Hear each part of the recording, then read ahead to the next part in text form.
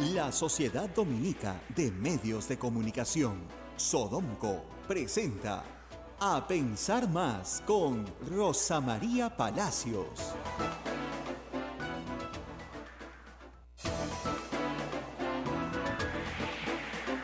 8 de la mañana y 1 minuto, señoras y señores, muy buenos días, bienvenidos a Pensar Más con Rosa María Palacios a través de las emisoras de Sodomco. Estamos en Lima con Radio Santa Rosa, en Chimbote con Radio RSD, Radio Santo Domingo, en Arequipa con Radio San Martín, en Cusco con Radio Veritas, en Ucayali con Radio Cepagua, en La Convención con Radio Quillabamba, en Puerto Maldonado con Radio Madre de Dios, todas unidas a esta hora para transmitir A Pensar Más con Rosa María Palacios. Rosa María, muy buenos días. Muy buenos días, Abel, muy buenos días, amigos en todo el país. Sé que para muchos de ustedes, debido a la propaganda internacional, hoy es el día del amor, el día de San Valentín, el día de la amistad, pero aquí en esta casa es miércoles de ceniza, por si acaso te aviso, ¿ah? Le da cara de mí, pero hoy día es miércoles de ceniza, hijito. Empieza la cuaresma, ya acabó el carnaval, ya deja atrás el agua, los chiguetes, ¿no es cierto? El talco, el betún, todo eso, ya, listo. Ya no usas, Rosa María. Oye, la gente de acá se agarra a baldazos de vez en cuando. De baldazos, pero chiguete ya. Como no, el chiguete es el globito, lo llenas y ¡fa! Lo tiras. No, tú no has jugado carnaval bien, ¿eh? Ya te vi. ¿Ya? Y lo que pasa es que como Semana Santa cae en marzo este año, pues ha sido un carnaval corto, pero los carnavales se han vivido digamos, en toda la zona andina del Perú, como se viven siempre, como se baila todo el fin de semana, y el martes muere, ¿eh? O sea, el martes ya se acabó. Y hoy día arranca la cuaresma, que son 40 días de penitencia. Miren la cara de los tres que tengo delante acá. Así. No tienen una cara de penitencia enloquecida. No, mentira, no tienen nada de cara de penitencia. Acá, ahorita en el templo, se ha impuesto la ceniza y se impondrá la ceniza durante todo el miércoles. Algunas parroquias lo hacen también el día domingo, ¿no? Porque ya a veces no hay la costumbre de asistir el día miércoles. ¿Qué es la ceniza? Es el recuerdo, ¿no es cierto? Justamente la marca en la frente de que, bueno, hay una escena del Apocalipsis, pero no voy a contarles todo eso. Es el recuerdo de que viene la pasión de Cristo, ¿no es cierto? Entonces hay que estar preparados, hay que estar en forma para ese momento. Cambia la liturgia completamente, cambian los colores, ya no es verde el tiempo ordinario, es morado, etcétera, etcétera. Y acá todo el mundo está comprando unas flores carísimas. Yo les recomiendo, miren, si quieren comprar flores, para el sábado van a estar de buen precio. De repente no van a estar tan bonitas, ¿eh? Pero van a estar de buen precio. Carísimas. O sea, es como comprar flores el Día de la Madre. Si no las compras una semana antes, como comprar pescado en Viernes Santo. Hay cosas que no se pueden comprar en el día en que es, pues, ¿no? ¿No es cierto? Entonces, no, pues, si no le llega su flor, señora, no se preocupe. Que su marido le corte un geranio afuera y ya está. Ya está arreglado el problema. En miércoles de ceniza de Rosa María, el Santo Padre Francisco va al convento dominico. Hoy día está en Santa Sabina, donde está Nuestra audiencia no sabe qué es Santa Sabina. Vamos a decir, a ver, Santa Sabina es el convento dominico en Roma, donde los dominicos la llevan, ¿no? Entonces, como esta es una organización dominica, usted lo sabe muy bien, pues sabemos que el padre Javier, nuestro director, está hoy día con el Papa. Así que estuvo conmigo y con Abel en Puerto Maldonado con el Papa y un mes después está con el Papa en Roma. Estamos bien, ¿eh? Estamos bien embarados, esperamos. Donde debe ser, en las altas esferas celestiales. ¿No es cierto? No en las altas esferas políticas, donde las cosas cada día están más complicadas. Hoy nuestro invitado es el doctor César Azabache y yo le decía antes de entrar cómo se ha judicializado la política, ¿no? Y ahora vamos a hacer una reflexión de qué significa eso de que todo lo pasemos por el Poder Judicial. Significa en buena parte que las cosas no se pueden resolver fuera del Poder Judicial. Y cómo tenemos que recurrir no solamente a instancias nacionales, sino a instancias supranacionales para resolver los conflictos. Ahora, gracias a Dios tenemos un sistema de resolución de conflictos, ¿no? Podríamos agarrarnos a golpes, o podríamos huir, o tener una situación como la de Venezuela, que no la tenemos, pero sí llama la atención, ¿no es cierto?, que los conflictos no puedan resolverse o contenerse de maneras distintas a las que se están conteniendo actualmente. Hay mucho conflicto. Hoy más tarde voy a hablar de la presencia de Martín Vizcarra ayer en una anconeta, solo, porque no le pusieron ni niño, ¿no? Entonces tú ves la foto, está el presidente con un niñito, Mechara con un niñito y Vizcarra solo, sin niñito, cada uno en su anconeta. Y la anconeta es, para el quien no lo sabe, es un triciclo, ¿no es cierto?, sin moto. Los que nos escuchan en Madre de Dios dicen, ¿y eso para qué sirve? Para que pedalees nomás. Claro, en Puerto Maldonado te caes muerto pues con 40 grados. Pero acá en Lima, en el balneario de Halcón, el malecón es lo suficientemente ancho para que las anconetas vayan en una distancia de, yo les diría, 2 kilómetros, 3 kilómetros de la carrera máximo. Y no crean que es barato, te hacen tu cobro.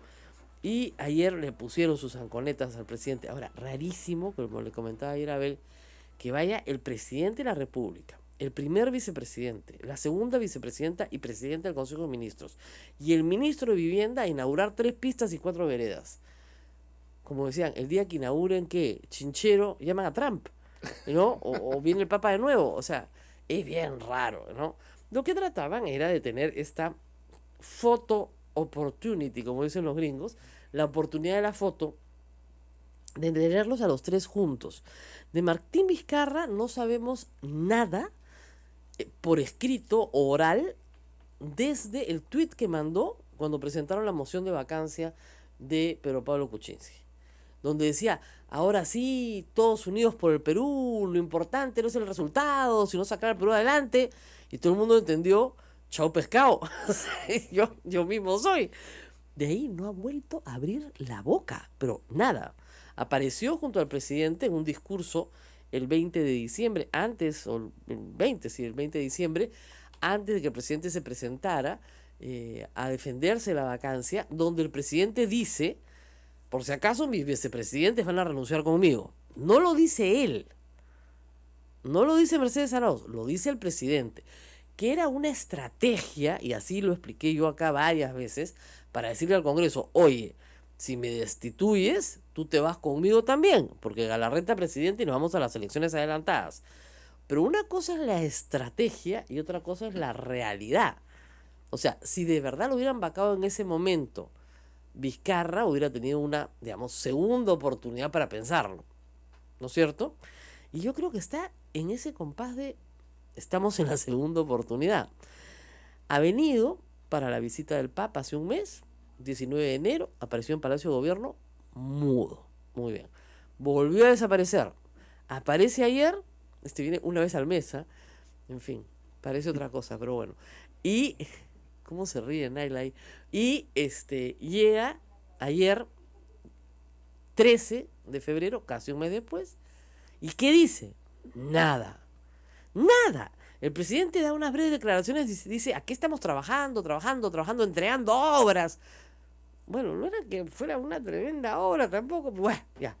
Y luego Mercedes Arauz suelta un tuit donde la palabra unidad resalta, ¿no? Unidos, el gabinete unidos, el ejecutivo unido. Perdón, el señor Vizcarra no puede trabajar porque no tiene ninguna competencia en el ejecutivo. ¿Cómo va a estar unido? ¿A qué? ¿Cuál es su cartera? ¿Qué le toca ahí en la inauguración? Más que estar de florero, nada. Es un ilustre invitado. Primer vicepresidente, si no tiene cargo en el Ejecutivo, es un ilustre invitado. Nada más. Ilustre ciudadano. Punto. Y el señor Vizcarra, ¿qué ha dicho? ¿Qué tuit ha lanzado? ¿Qué nos ha dicho? Nada. ¿Ha respondido a Mechara Arauz? Nada. Ha dicho, aquí estoy feliz de estar con el presidente, ayudándolo en este trabajo heroico, y lucharemos contra esta oposición. No. Tenía una cara de que no se sacaba los lentes oscuros, pero ni de casualidad. Parecía, ¿tú has visto CSI Miami? Parecía, de verdad, parecía Horatio Kane. Miraba así nomás con cara de, ¿qué hago acá, caracho? ¿Por qué me han traído? Y a mí me dijeron que vengan a hablar un ratito con el presidente. Tenía una cara bien rara. En fin, cosas de la política que nadie sabe en realidad. Lo cierto es que si querían tener a Vizcarra aislado, mejor lo tenían en Canadá. Hace un frío el demonio, nadie sale de su casa. Entonces no sé si le tendrán pues la computadora intervenida desde inteligencia o no, para saber con quién habla, ¿no?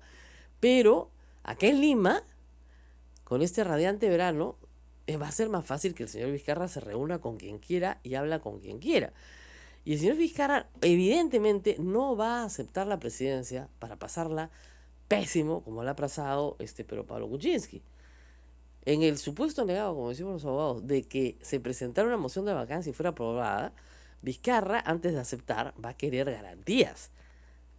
Y él tiene ahí creo yo, un as bajo la manga, que es, miren, o yo o Galarreta, que es nuevas elecciones. Escojan.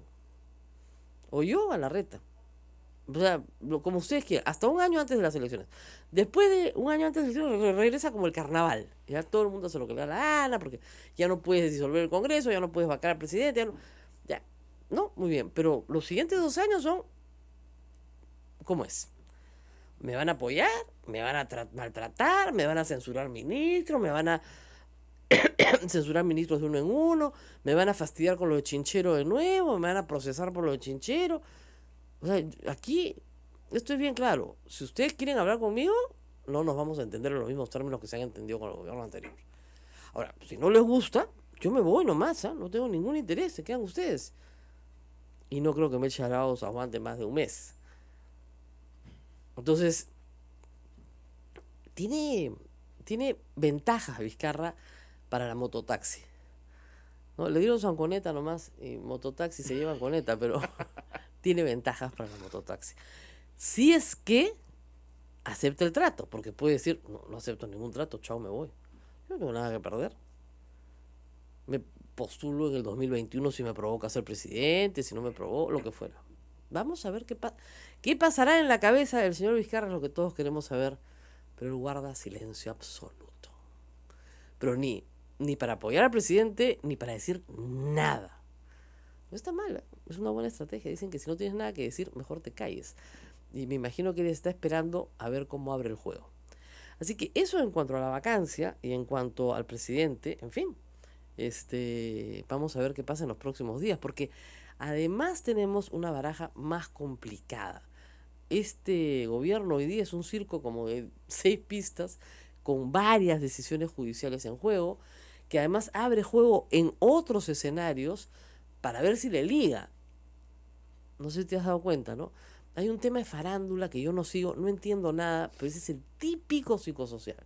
¿Ya? A nadie lo meten preso por difamación 2 meses, pues, salvo a Magali, porque la pena mínima es 1 mes. ¿Ya? Entonces, bien raro, ¿no? Todo esto Maduro venía invitadísimo con una carta que decía: mi buen amigo presidente, venga acá, ¿no? Lo invitaba al presidente Kuczynski, bestial.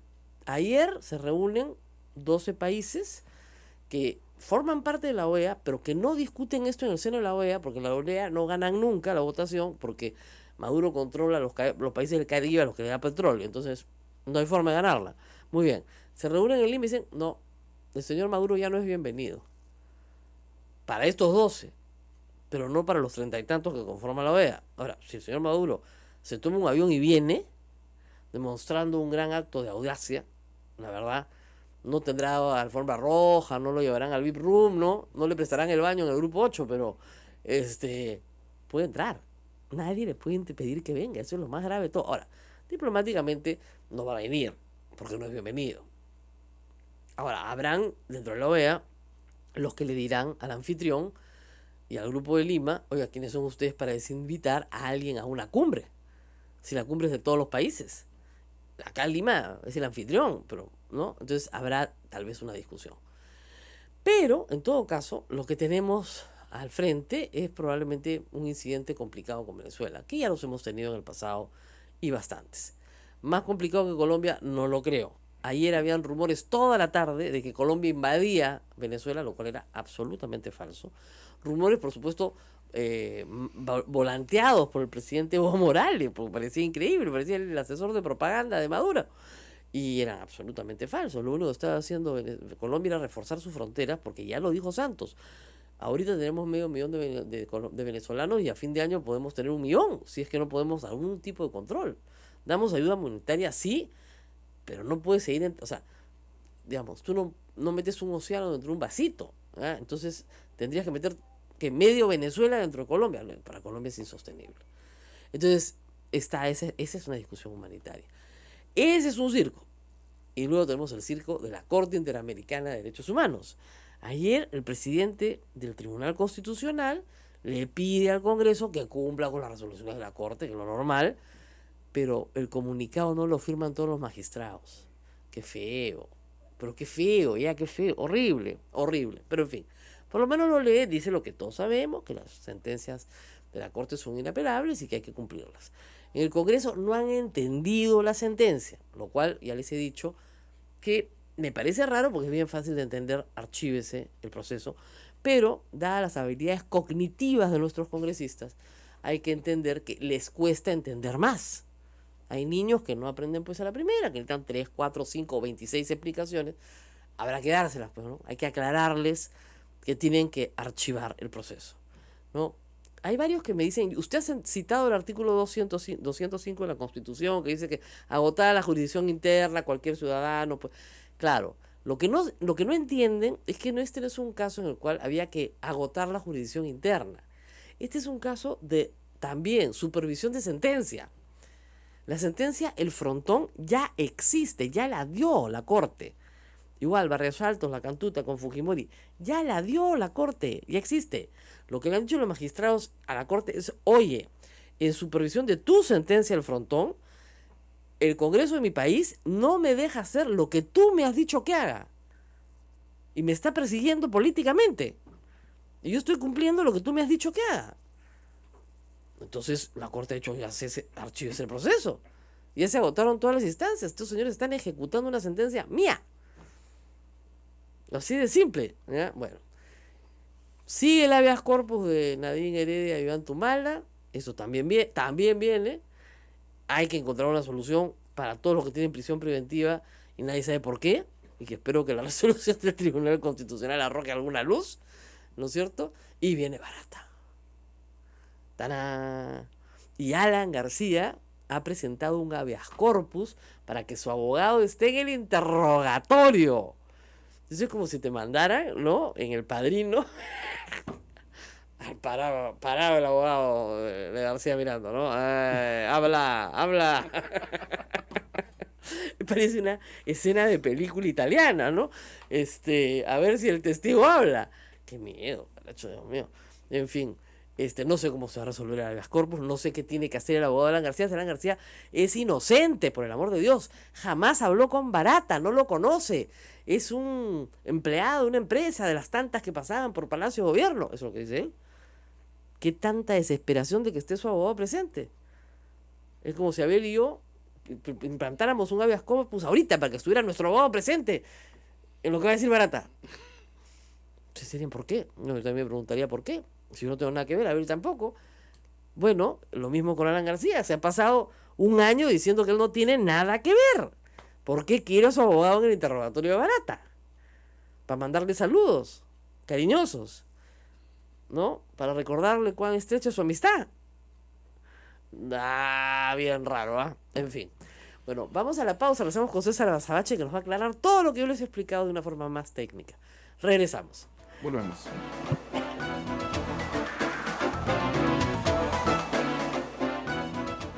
Sodomco, Sociedad Dominica de Medios de Comunicación.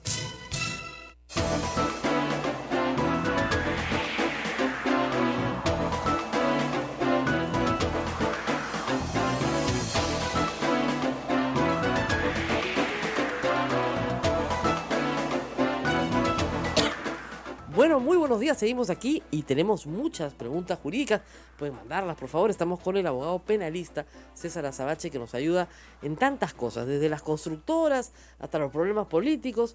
El Club de las Constructoras, otro problema más de corrupción.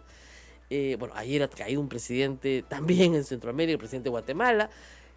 Parece que, como dijo el Papa, ¿qué pasa en estos países que a todos los presidentes, en su país le dijo al presidente Gucci que a todos los presidentes los meten presos? Bueno, acá por lo menos los meten presos, en otros países gozan de impunidad, pero en fin. Vamos por partes. A ver, empecemos por Alan García y su habeas corpus. Se supone que los abogados de las partes no van, ¿no es cierto?, a escuchar la declaración de un testigo, porque hasta donde entiendo no va a haber un proceso de colaboración eficaz. días. Muy buenos días, doctor. En realidad, Rosa María, entiendo que Barata sí tiene un procedimiento de colaboración eficaz que comenzó en los últimos días de diciembre del 2016. Bueno, ese es uno. Ese es uno. Pero en este caso... En este está en un procedimiento de verificación de declaraciones de otros. Exacto. Ahora, claro, la Fiscalía tiene una razón formal que explica por qué en principio no ha llamado a la defensa a estas declaraciones, y es que en efecto, legalmente son declaraciones reservadas. Hay que decir que es una enorme distorsión que las declaraciones reservadas se anuncien en la fecha en que se van a ser realizadas y luego trasciendan. Claro. Pero del otro lado, creo que tienes razón. En este tipo de casos más en los que hay tantas señales que se comunican y que importan, portarse como imputado antes de serlo es como ponerse el gorrito de la fiesta cuando a nadie lo invitaron. En términos tácticos es un error. Es un error. Y comunica tanto que, claro, si yo fuera un fiscal y me hacen una pelea de esta envergadura para estar en una declaración reservada, yo lo primero que hago es coger la lupa y mirar quién la está haciendo y por qué, ¿verdad? Sí. Porque portarse como responsable llama la atención de la fiscalía, es natural. Es un error táctico muy, muy importante. Bueno, ya me hicieron recordar cuál es la escena del Padrino 2, por si acaso, ¿no? Traen al hermano de Fran Pentagelli para que no cante contra Corleone, pero claro, o sea, hay escena. Hay una señal fea ahí, ¿no? Fea, ¿no? O sea, si yo he dicho que soy inocente, no tengo nada que ver, que por favor, que hay una banda en el Ministerio de Transportes y Comunicaciones, que Atala no es ni mi prójimo, que no sé quiénes serán esta gente, que los corruptos paguen, a otros habrán pagado, a mí no. Me porto en consecuencia. Claro, ¿qué puedo temer de lo que diga Barata? Claro, es como si estuviera intentando crear un protocolo que ensucie el procedimiento previo antes que estalle en alguna dirección. Y eso no es una buena señal. Táctica que utilizó en la megacomisión. Sí, por cierto. Táctica que ha utilizado igualita con acciones de amparo en la megacomisión para ir a hablar y después decir que lo que había dicho no era lo que había dicho. Sí, por eso es una mala señal. Es una señal que yo creo que a cualquier fiscal le llamaría la atención en punto a modificar sus objetivos, ¿no? Hay mucha gente que cree que Alan García no es judicializable en Perú. Que si lo agarran, lo van a agarrar en Estados Unidos, en Suiza, en otra jurisdicción, pero que en el Perú no es judicializable, que tiene demasiado control del Poder Judicial como para que eso suceda alguna vez. Yo honestamente no creo que Alan García tenga control del Poder Judicial. Creo, hoy. No lo creo. Yo creo que nadie controla el Poder Judicial hoy. Y eso no significa que tengamos el Poder Judicial perfecto. Claro, en el 91 podría ser, impenetrable. ¿No? Claro, en el 91 creo que las condiciones institucionales del país eran otras. Creo que el modo en que funcionó la relación judicial-gobierno entre el 85 y el 90 fue muy intenso y muy discutible. Creo que ahora eso no ocurre. Sí creo, sin embargo, que esta expresión que acabas de reproducir enmarca hasta qué punto la presencia de Alan García es mítica, ¿no? O sea, Alan García en los hechos, nos gusta o no, es el único personaje constituido en la política con mayúsculas, para bien o para mal, ¿de acuerdo? De alguna manera en la posición o en el imaginario colectivo no tiene rival. De modo que cualquier aproximación... Salvo que va a elecciones, cuando va a elecciones pierde, ¿no? De acuerdo, pero digamos, yo creo que ya a su edad, ya en el imaginario, perder electoralmente no le quita nada. Ya fue presidente 2 veces, ya fue el jefe de un partido tan antiguo como el APRA todo el tiempo que tiene, y en consecuencia, cada vez que se habla de él, se activa ese mito, invulnerable, intocable. Pero su destino legal dependerá de las evidencias que en efecto existan, porque como hemos visto aquí, todos los mitos se están derribando. Ahora, eso es una cosa que es interesante. Bueno, está pasando en América Latina en su conjunto. Basta ver Argentina, Brasil, Ecuador, aquí en el Perú. Se está judicializando la política. Cuando los abogados tienen más trabajo que los políticos, ¿no es cierto? Cuando, yo siempre digo, ha habido épocas de mi trabajo en que he tenido el Código Penal siempre en la cartera. Y mi número de teléfono, supongo. También, por supuesto, doctor, por si acaso. Pero el Código Penal siempre, tanto que me robaron la cartera y me robaron el Código Penal, para que veas. Le dije al choro que le aproveche, porque para que lea pues, qué está haciendo, ¿no? Pero de verdad, ahora tengo la Constitución en la cartera todo el día, pero en la época de la caída de Fujimori, ¿no es cierto? Ya en la huida de Fujimori, todo el proceso a Montesinos ese año, pues todos los periodistas teníamos el Código Penal en la mano. Estamos entrando a un proceso así. ¿Y ese proceso qué quiere decir socialmente, sociológicamente? Bueno, lo que significa es que todos los canales intermedios de negociación y solución de controversias están fallando. Claro. Para ponerlo con un ejemplo pequeño, ¿no? Tú recuerdas que en la teoría política hay dos grandes temas y dos momentos. El momento del acuerdo, la teoría del contrato, de Rousseau y todo esto demás, y el momento del castigo. Okay. déjame hacer una broma histórica, ¿no? El único libro en el que se trataron las dos cosas juntas fue el Leviatán de Hobbes. Ah, yo pensé que Crimen y Castigo. No, el Crimen y Castigo. Claro, es un la lado. versión literaria de, ¿no? Sí, claro. Pero en el Leviatán de Hobbes, en el 17 en Inglaterra, se trataba el momento del contrato y el momento del castigo como causa de la desobediencia. Pero aquí Claro. viene la broma histórica.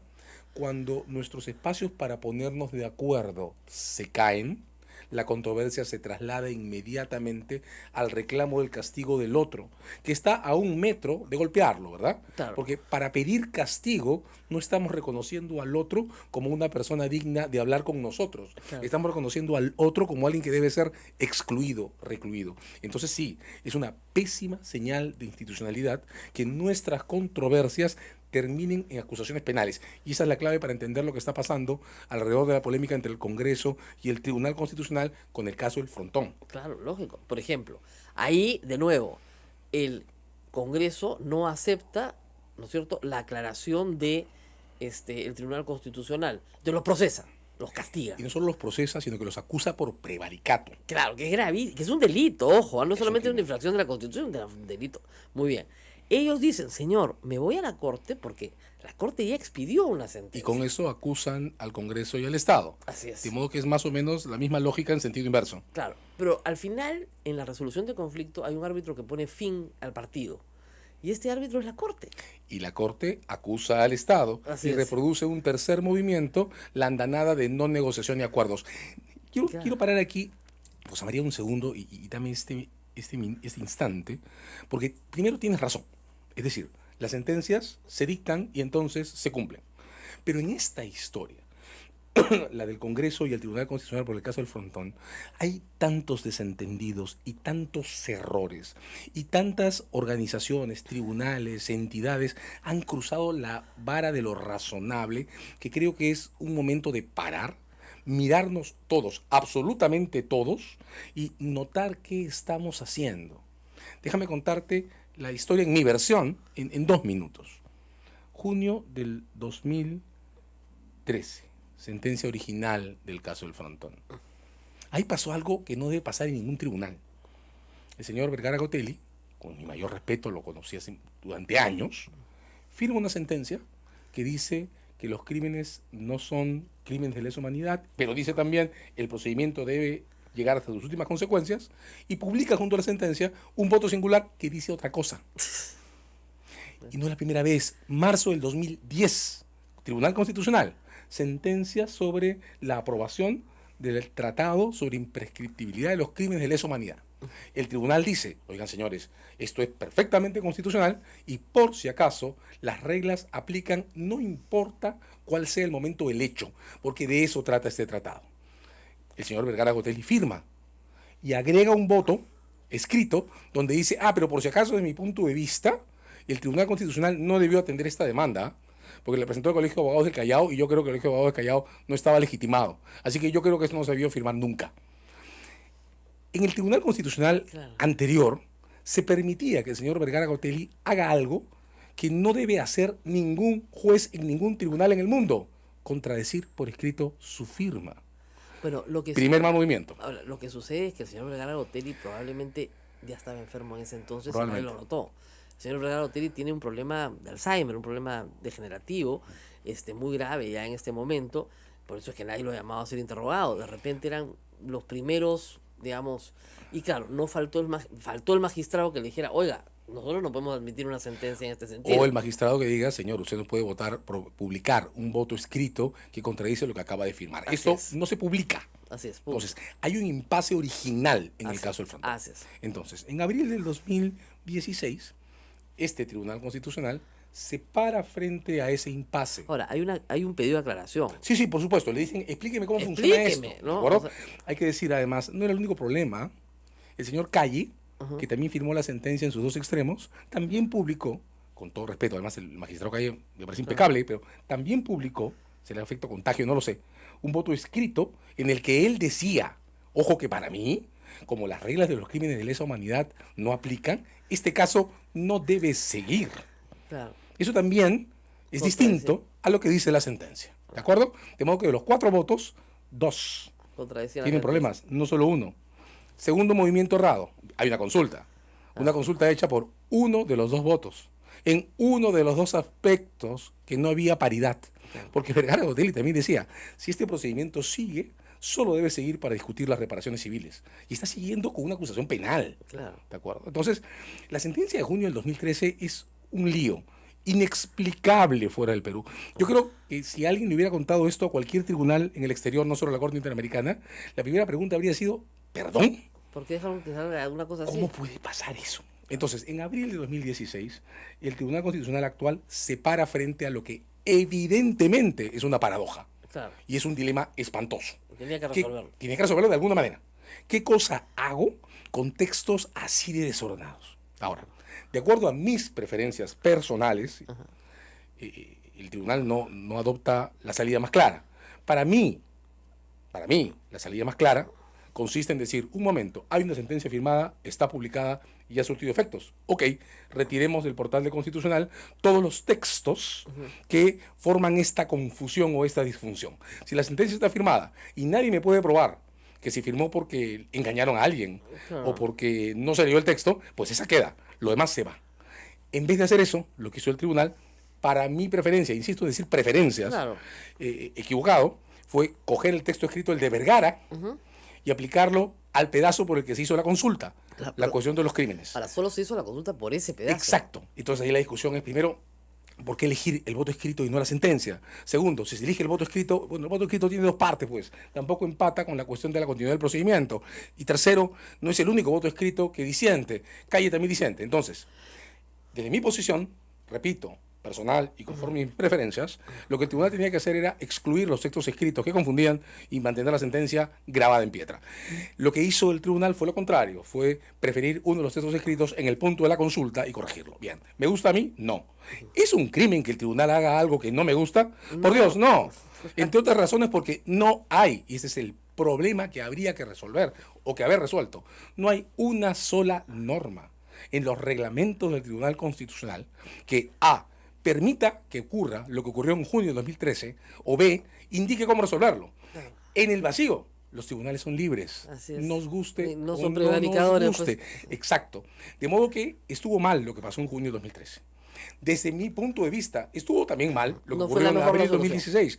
Pero es peor pretender crear un caso de prevaricato sobre esta base, porque el prevaricato no es que esto hay que entenderlo.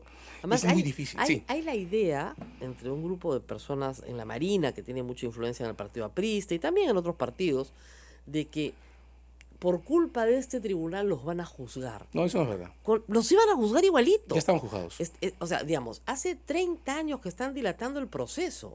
De hecho, la sentencia que están defendiendo, la de junio del 2013, es la que ordenó que los procesen. Exactamente. De modo que esto no es una cuestión sobre ese caso sigue o no sigue. Lo que decían es que llegamos al juez y decimos que ya prescribió. Y eso no es posible, porque la Corte había dicho que son graves violaciones de los derechos humanos. Y para quedarnos en el derecho interno, en junio de 2013, esa sentencia asociada a todas estas confusiones, la que están defendiendo es la que ordena que los procesen hasta las últimas consecuencias. Así es. De modo que si uno separa de la historia, para mí, ellos querían salvarse por la puerta. De abril, ellos creían que se les abría una puerta para decir, alegamos excepción de prescripción. Y hay que regresar solo sobre la cuestión de prescripción, porque creo que moviliza muchísimo y es más grande que este incidente, ¿no? Claro. En este caso en concreto, o en resumen, si elimináramos de la historia el auto de abril de 2013 y dejáramos la sentencia de junio del el auto de abril de 2016, claro, y dejáramos en la secuencia la sentencia de junio de 2013, el caso actual seguiría idéntico. Igualito. Idéntico. Igualito. Es más, en este caso, en el marco de la sentencia de junio de 2013, la Fiscalía los acusó y dijo que, en su opinión, esto era un crimen de lesa humanidad. Así es. Tenemos que hacer una pausa y seguimos. Ya me están diciendo pausa en provincias, todos gritan en provincias. Ya, vamos a la pausa y seguimos porque esto está muy interesante. Vamos a pasar por la construcción, tranquilos, ya regresamos.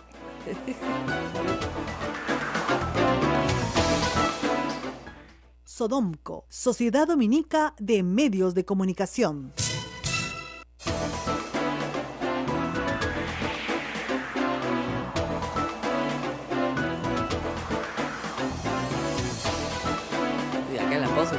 Me estaba haciendo recordar que también tenemos el narcotráfico siempre presente en la política peruana, las investigaciones contra el señor Ramírez, por ejemplo, que son cada vez más complicadas, con su familia carnal acusándolo de estafa y de crear deuda ficticia para no pagarte, es una cosa espantosa.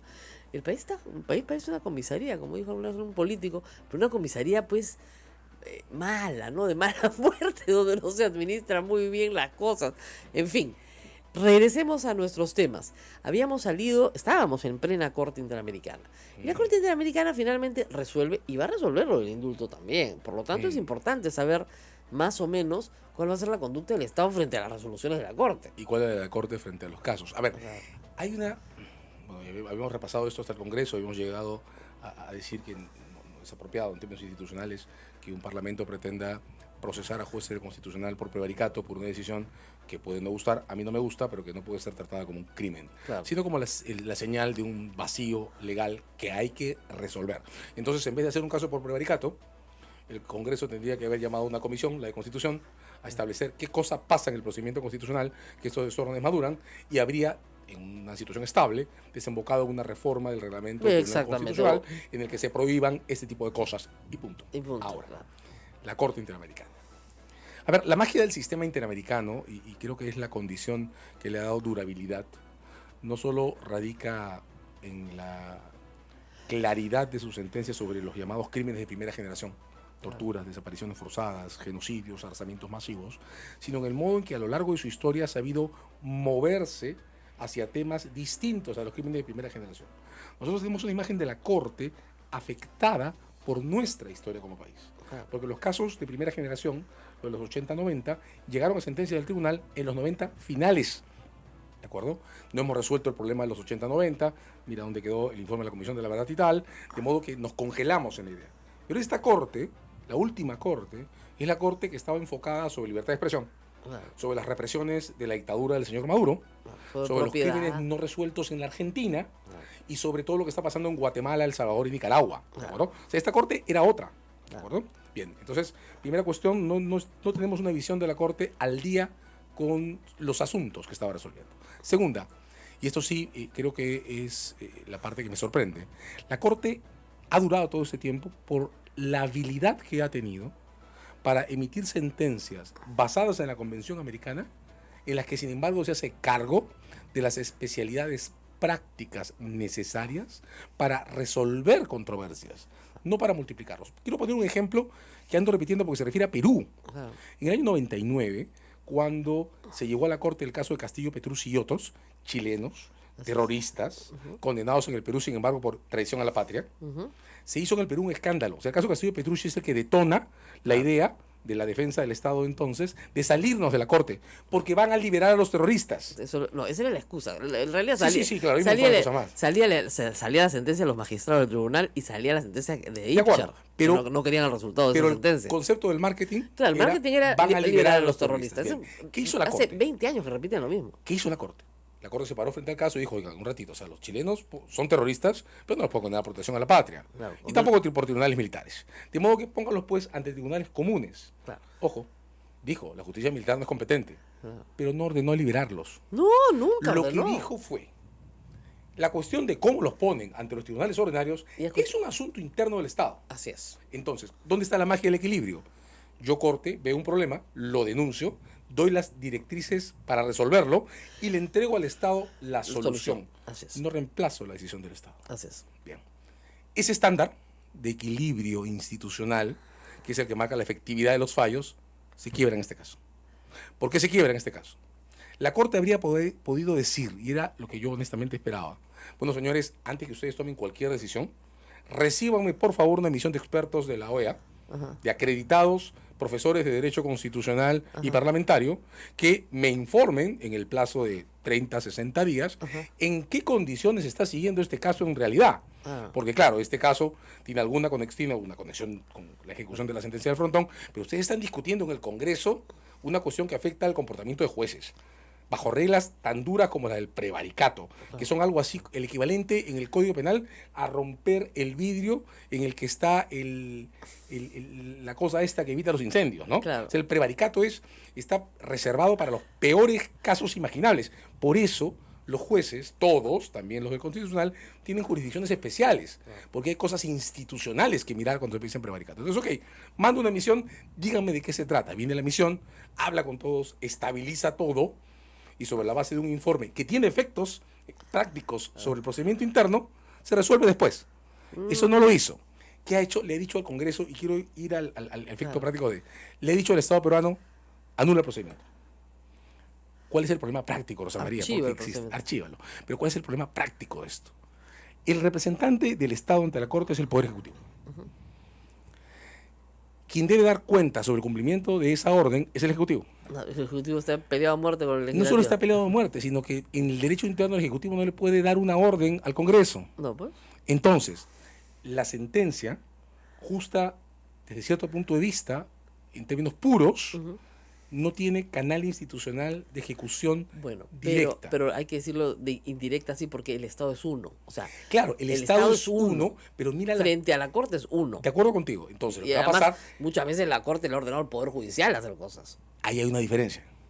Cuando la Corte emite decisiones sobre sentencias, lo que hace es habilitar al otro para que no use la sentencia del primero. Por ejemplo, la Corte dice, esa sentencia militar es incompatible con la Convención. Así es. Ya está adoptada, pero es incompatible con la Convención, de modo que tu Poder Judicial recibe el caso y emite una nueva.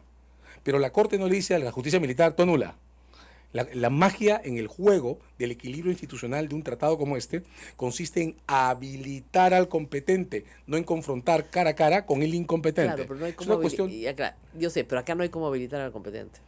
Sí, No, que ese es el otro problema. La misión iba igual aquí, generar una resolución. Es que aquí no hay competente. Entonces, cuando no hay competente, porque lo que está diciendo en realidad el tribunal, la Corte, y en eso estoy de acuerdo, es que el Congreso no debió ni comenzar. Así es. ¿No es cierto? Entonces lo que tú tienes que hacer es jugar con el equilibrio para desarmar lo que está montado. Pero esta sentencia, y a mí no me gusta esta forma de fallar en el marco de la Convención, multiplica la confrontación. Porque le estoy diciendo al que quiere oírlo, tú estás haciendo las cosas mal y tú las terminas ahora mismo. Y el otro quiere escuchar eso para decir, tú no te metas conmigo. Claro. No podemos poner un tribunal, y el tribunal no se puede poner cara a cara con la mayoría de un Congreso, pues. No funciona. O sea, nos podría gustar. Sería ideal que exista un mecanismo por el que la sentencia haga que la mayoría del Congreso no pueda hacer otra cosa que no puede hacer otra cosa. Archivar, pero no lo van a hacer. Lo que van a hacer es confrontar. Si no encontramos un canal... Tarde o temprano... Si no encontramos... Mira, es bien sencillo. Si no cumple la sentencia, la Constitución tiene una salida clarísima. Cuando dejen de ser cuando este Congreso termine y haya otro Congreso, serán todos juzgados. Sí, inhabilitados. Ya. Mientras tanto nos quedamos sin tribunal. Bueno, quedamos sin tribunal con de la Reboredo. Acuérdate, obviamente. ¿Quién paga ese costo? El Fujimorismo. Ya. Ahí lo pagó. Ahí está. En el 98 lo pagó. Ahí entramos a un tema que es decisivo, que tiene que ver con cuál es la opción estratégica de la política que debemos adoptar para estabilizar este entuerto. Claro, pero porque el Fujimorismo, escúchame, el Fujimorismo ya lo hizo. Ya, por eso. Igualito. Por eso, pero estamos ahora en el lo va a volver a hacer en el instante presente. El costo. Estamos en el instante presente. En este instante tenemos que tomar una decisión estratégica como comunidad que pasa por dos opciones. Mantenemos la confrontación que encuentro legítima y muy explicable. Anoche, por ejemplo, tenía una amigable discusión con Walter Albán sobre esto también. Porque claro, o nos mantenemos divididos y asumimos el costo entre la confrontación contra la Corte y la defensa del fallo de la Corte y arrastramos en nuestro pasivo inmediato el resultado de esa controversia. Y si eso es lo que decidimos hacer todos como comunidad, asumamos el costo del deterioro que va a generar, o encontramos canales intermedios que desactiven esta absurda, innecesaria no veo un canal intermedio. Creo que tonta controversia. Yo creo que es posible generarlos. Lo que ocurre es que la condición para generarlos, que es la que es difícil de lograr, es que todos cedamos algo en esto. Y quiero enumerar cosas, sí. Quiero enumerar cosas. Digo, o sea, que se vaya Eloy Espinosa, que se queden No. Para comenzar, el Tribunal Constitucional no está reconociendo que lo que hizo en abril del 16 no es perfecto. El Tribunal Constitucional está cerrado en que lo decidió y ahí no hay vuelta para atrás. Pero no hay vuelta para atrás. Es que sí la hay. Sí la hay. Para comenzar, y vamos a ir entrando a los detalles. Sí la hay, Rosa María. Segundo. Cambie su resolución para satisfacer a la mototaxi. No. Ya. Eso no es lo que he dicho. Ya. De modo que vamos paso por paso, porque, de nuevo, estamos partiendo de un momento en el que hay solo dos opciones posibles. Acatamos en el texto puro y duro y a ver qué pasa, o, desde el lado duro, mantenemos el discurso en contra de la Corte al 100. Si decidimos no dar un paso en el medio, nos vamos a empezar a acusar mutuamente los unos a los otros, y perdóname, pero el resultado inmediato de esa controversia no agrega nada en términos de equilibrio. Nada, en absoluto. Estamos reproduciendo el pro-anti que arrastramos en esa mal resuelta transición que no nos permitió encontrar puntos intermedios. Si esa es la opción, perfecto, no tengo mucho que decir. Pero ¿cuál es la otra opción? A ver. ¿Cuál es la otra opción? Para comenzar, la consulta. ¿De acuerdo? Para comenzar, la consulta no tiene significado el día de hoy. No tiene significado porque lo que se va a disputar iba a ser una pelea de callejón, va a ser la mecánica fina de la redacción de esa consulta. Porque va a haber quienes quieran que a la Corte se le insulte al preguntarle qué quiere específicamente decir o cómo espera que se cumpla su fallo, y hay quienes van a hacer... Como la Cancillería van a no puede, promover el otro la extremo. Cancillería no puede Por mandar una cosa con supuesto que no insulto. puede, Ya, por supuesto que no listo. puede, pero la disputa por el texto correcto de la consulta va a ser intenso. Esa consulta, sin embargo, en este momento todavía no tiene un contenido práctico específico. Puede servirnos, si queremos usarlo, como puente para estabilizar el caso interno. ¿A cuál es mi meta? Mi meta es que lleguemos a abril diciéndole a la Corte: miren, señores, hay una consulta que les hemos mandado, ha habido toda una disputa interna, esto ha sido una guerra de locos, pero a abril tenemos desactivado el caso por prevaricato, y lo podemos desactivar sin, digamos, hacerlo directamente porque la Corte lo dijo, lo podemos activar, hay razones para hacerlo. Desactivadas las sentencias de junio del 2013 y de abril del 2016, y liberado el caso judicial que está en marcha ahora sobre otras bases al destino que tiene que tener. Creo que tenemos que remover esos dos obstáculos. Las sentencias del TC, que están mal hechas, las dos. O sea, El procedimiento por prevaricato. Tienen que, o sea, yo cambio mi sentencia a cambio de que tú no me metas preso. No. Es Oye, que es muy sencillo, Rosa María. Doctor, Es que es muy sencillo. Comencemos en orden. La sentencia de abril... ¿Qué clase de independencia puede tener un juez así? No, espérame, déjame terminar. La sentencia de abril de 2016 dice que el fallo de Vergara Gotelli, o la firma de Vergara Gotelli, debe retirarse en la parte que la sentencia declara que estos no son crímenes de lesa humanidad. Pregunto, ¿por qué no se debe retirar también en la parte que dice que el procedimiento debe continuar? Porque Vergara Gotelli no dijo eso en el voto escrito. Doctor, ya sé, pero la sentencia ya está. Sí, ¿y qué pasa si hacemos una consulta nueva? ¿Y qué pasa si le ampara una consulta nueva, se le pregunta al tribunal? Oiga, ustedes dicen... Oiga, pero la consulta del tribunal no se hace en un plazo. No, déjame dibujarlo. Esta se hizo un año después de la notificación. De modo que la cuestión del plazo, el tribunal ya dijo, bueno, a mí, si la sentencia está mal, lo del plazo no me preocupa demasiado. ¿De acuerdo? Segundo, el tribunal, aunque a mí no me guste, ha dicho: yo doy preferencia a los votos escritos publicados que a las firmas. Bien. El voto escrito del señor Vergara Gotelli tiene una segunda parte en la que contradice la sentencia de junio de 2003. En esa segunda parte, Vergara Gotelli dice: desde mi punto de vista, el caso solo debe seguir sobre reparaciones civiles. Ok, si le quitaron la firma al primer párrafo, quítese la segunda. Y si se la quitan al segundo, no hay sentencia de junio de 2013, porque no tiene votos. O sea, el destino final de la teoría del Tribunal Constitucional, aplicada en toda su extensión, conduce a que en junio de 2003 hubo 2 votos a favor del texto del señor Mesías y de Álvarez, uno de Vergara Gotelli, separado de otro del señor Calle.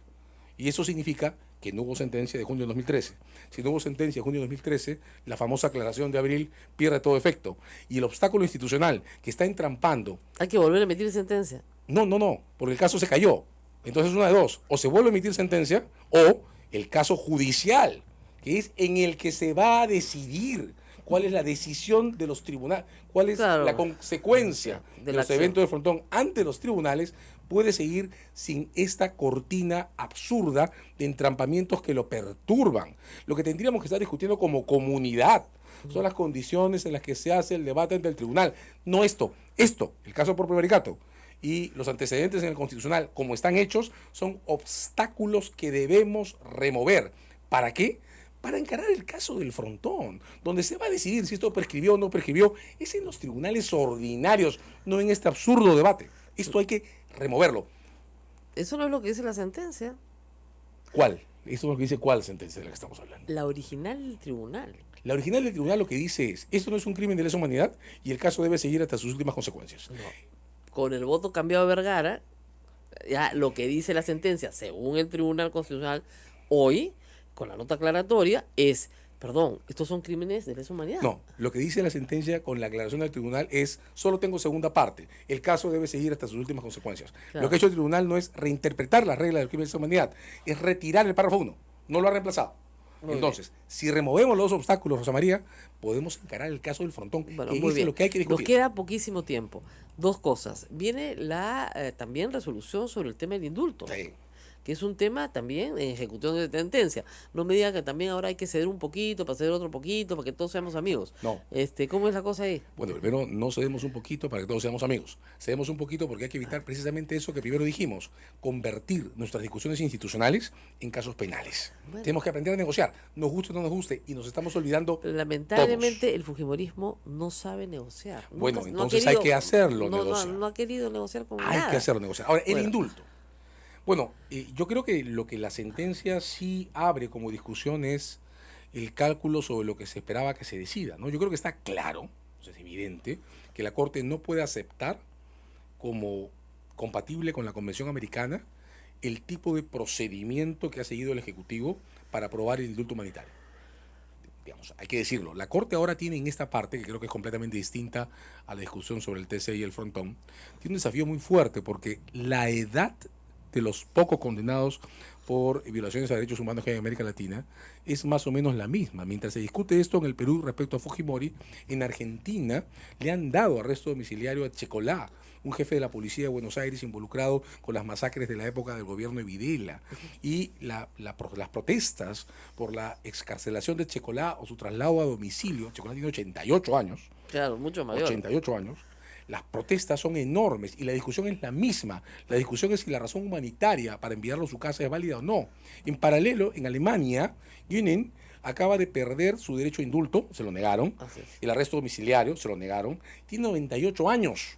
Y lo que ha dicho la justicia federal alemana es que a los 98 años Günen es perfectamente capaz de soportar la prisión. Claro. Entonces, la Corte va a mirar esto no solo pensando en Perú, lo va a mirar pensando en Argentina, en Chile, en Centroamérica, en lo que está pasando en el Tribunal Europeo en Alemania.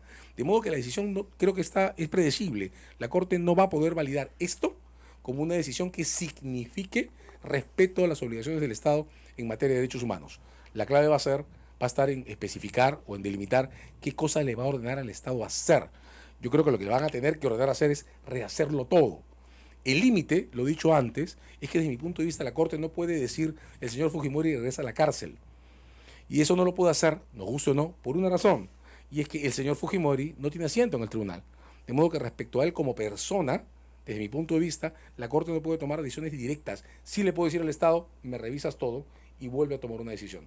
Porque la que tomaste no es compatible con los significados que debes comunicar a la comunidad en atención a las obligaciones que tienes. Claro, pues, pero bajo digamos, Convención la Americana. consecuencia, como dice el público dice, los abogados son expertos en hacer difíciles las cosas simples, ¿no es cierto?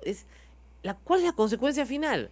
Si le estás diciendo, tu indulto es nulo, No, es que no es así. Por eso comencé citando el caso Castillo Petrucci. ya sé, pues, pero igual. Porque las consecuencias en el sistema interamericano y en justicia sobre tratados no son automáticas. En Castillo Petrucci la Corte dijo, la justicia militar no puede tomar decisiones sobre civiles. Y no derivó de eso que los chilenos tuvieran que salir libres. ¿No? Lo que le dijo fue el Estado, esto lo arreglas. Y lo arreglas dentro de este marco de Ya, directrices. pero el Estado no puede arreglar pues, el indulto humanitario de Fujimori, pues, porque no está enfermo. O tiene que rehacerlo, pues. Tiene que rehacerlo. Y si el resultado es rehecho en condiciones estables, es decir, médicos de prestigio internacional, un procedimiento abierto a las víctimas y a la comunidad, y si el resultado de eso es el señor no está enfermo, ahí sí tendrá que ordenar No, pues, el Estado que regrese a la cárcel. No. Evidentemente, la Corte no deroga el indulto. No. Lo tiene que derogar el Estado, eso Sí. está clarísimo. Exacto. Pero la Corte le ordena, puede derogarlo, como le ha ordenado, igualito que le ha Lo que ordenado al Congreso archivar un proceso. De nuevo, la Corte no le ordenó a la justicia militar anular Eso las fue en ese detenciones de caso en Castillo el Petrucci. 99. No, Estamos no, en el no, año no. 2016. Lo que estoy tratando de mostrarte Es que otra no, jurisprudencia. es exactamente al contrario. Lo que estoy tratando de mostrarte es que la mecánica de las sentencias internacionales no es causa-efecto como la nuestra. Bueno, pero disculpe, Dentro de- en la mecánica del caso de la Corte del Tribunal Constitucional se ha sido causa-efecto. Señor, archíveme el proceso. No. Es que justamente eso es lo que estoy tratando de Bueno, ponerte como idea. de nuevo, De no, nuevo, no es así. te gusta. No. No te gusta. No es Pero así. sí es así, pues. No, pues, porque si miras la jurisprudencia Pero de si la la Corte, Corte ha dicho eso. no. vamos atrás. No, lo ha si dicho. mira la jurisprudencia de la Corte... ¿No lo ha dicho? Sí lo ha dicho. Si mira la jurisprudencia de la El Corte... viernes pasado lo dijo. Si mira la jurisprudencia de la Corte... Otra cosa es la jurisprudencia, pero no, lo que ha dicho la Corte que es... justamente... Me archiva el proceso. Ese es mi desagrado con esta sentencia. Ah, esta no perfecto. es la línea de la Corte. No te gusta la sentencia. Esta no. La línea de la Corte es siempre, señores, el estándar de la convención es este. Claro. Ustedes Pero como es un tema, Estado, claro, pero es un problema de gusto, pues. No, es un problema de procedimiento. No de gusto, es pero un igual problema como de cómo hacerlo. Es como igual con la sentencia del Tribunal Constitucional, con la aclaratoria. No te gusta. Ya, ves, ya. No me gusta. Ya. Pero por supuesto yo no voy a decir No que me está gusta. prevaricando, pues. Claro. Yo no voy a pretender que porque no me gusta la sentencia de la Corte, la que acaba de adoptar, entonces hay que salir del sistema. Eso sería absurdo. Bueno, ¿de acuerdo? ok. Lo que hay que hacer es, en el marco de la sentencia, resolverlo antes de la audiencia de abril. De modo que la audiencia de abril lleguemos con una solución institucional nuestra, interna, clara, y no nos expongamos a una controversia absurda con un tribunal internacional cuando estamos tratando de ser un Estado elegible para la OCDE. ¿Qué sentido? ¿Tú crees que le interesa al fujimorismo que seamos un Estado elegible ¿Pero para tú la crees que me OCDE? interesa que no le interese? No, no le Yo estoy interesa. pensando en el país Ya y en sé, equilibrar esto. no les interesa. Bueno, pero está en entonces, otra Rosa María, historia. no hacemos nada. Dejamos todo como está y nos vamos al buen diablo. No tiene sentido que No sé, perdamos la oportunidad de Al diablo no podemos ir. estabilizar. Esto es un convenio. Por eso, tenemos que aprovechar cualquier oportunidad que tengamos para encontrar el equilibrio en un entorno institucional al que no le interesa el equilibrio. Ese es el desafío. ¿Lo tomamos o dejamos que esto siga como está? Bueno, muy complejo el desafío. Ahora, finalmente, tenemos el decreto supremo 0003, me parece la gente 0007, pero 003, prorrogado por 60 días. Muy bien. El decreto era malo. 30, perdón. Hábiles, ya no sé si útiles o hábiles, porque ya a este paso, ya, el decreto era malo porque en sus consecuencias afectó a gente, a trabajadores, a Fue un proveedores. fracaso en términos prácticos, Exactamente. indiscutible. El Estado no ha recaudado nada, no llegó a ningún acuerdo, un desastre, ya. Pero mucha gente cree que hay que matar al cliente para que pague, que es una cosa extraña. Yo ayer decía, deudor muerto no paga, pues, ya no paga. Entonces, el problema es que la reacción es mátalo y de ahí cóbrale. Y el problema es que no le vamos a poder cobrar. Que es la misma, si lo miras desde cierto punto de vista, es la transferencia de esta misma mecánica en la que no negociamos, sino que castigamos, ¿de acuerdo? Y no negociamos porque el otro es malo, entonces no negociamos en ninguna parte, y tampoco estamos negociando por la recuperación de los activos o de los daños producidos por la corrupción, porque como el otro es malo, no hay que negociar con él, hay que cerrarlo, ¿de acuerdo?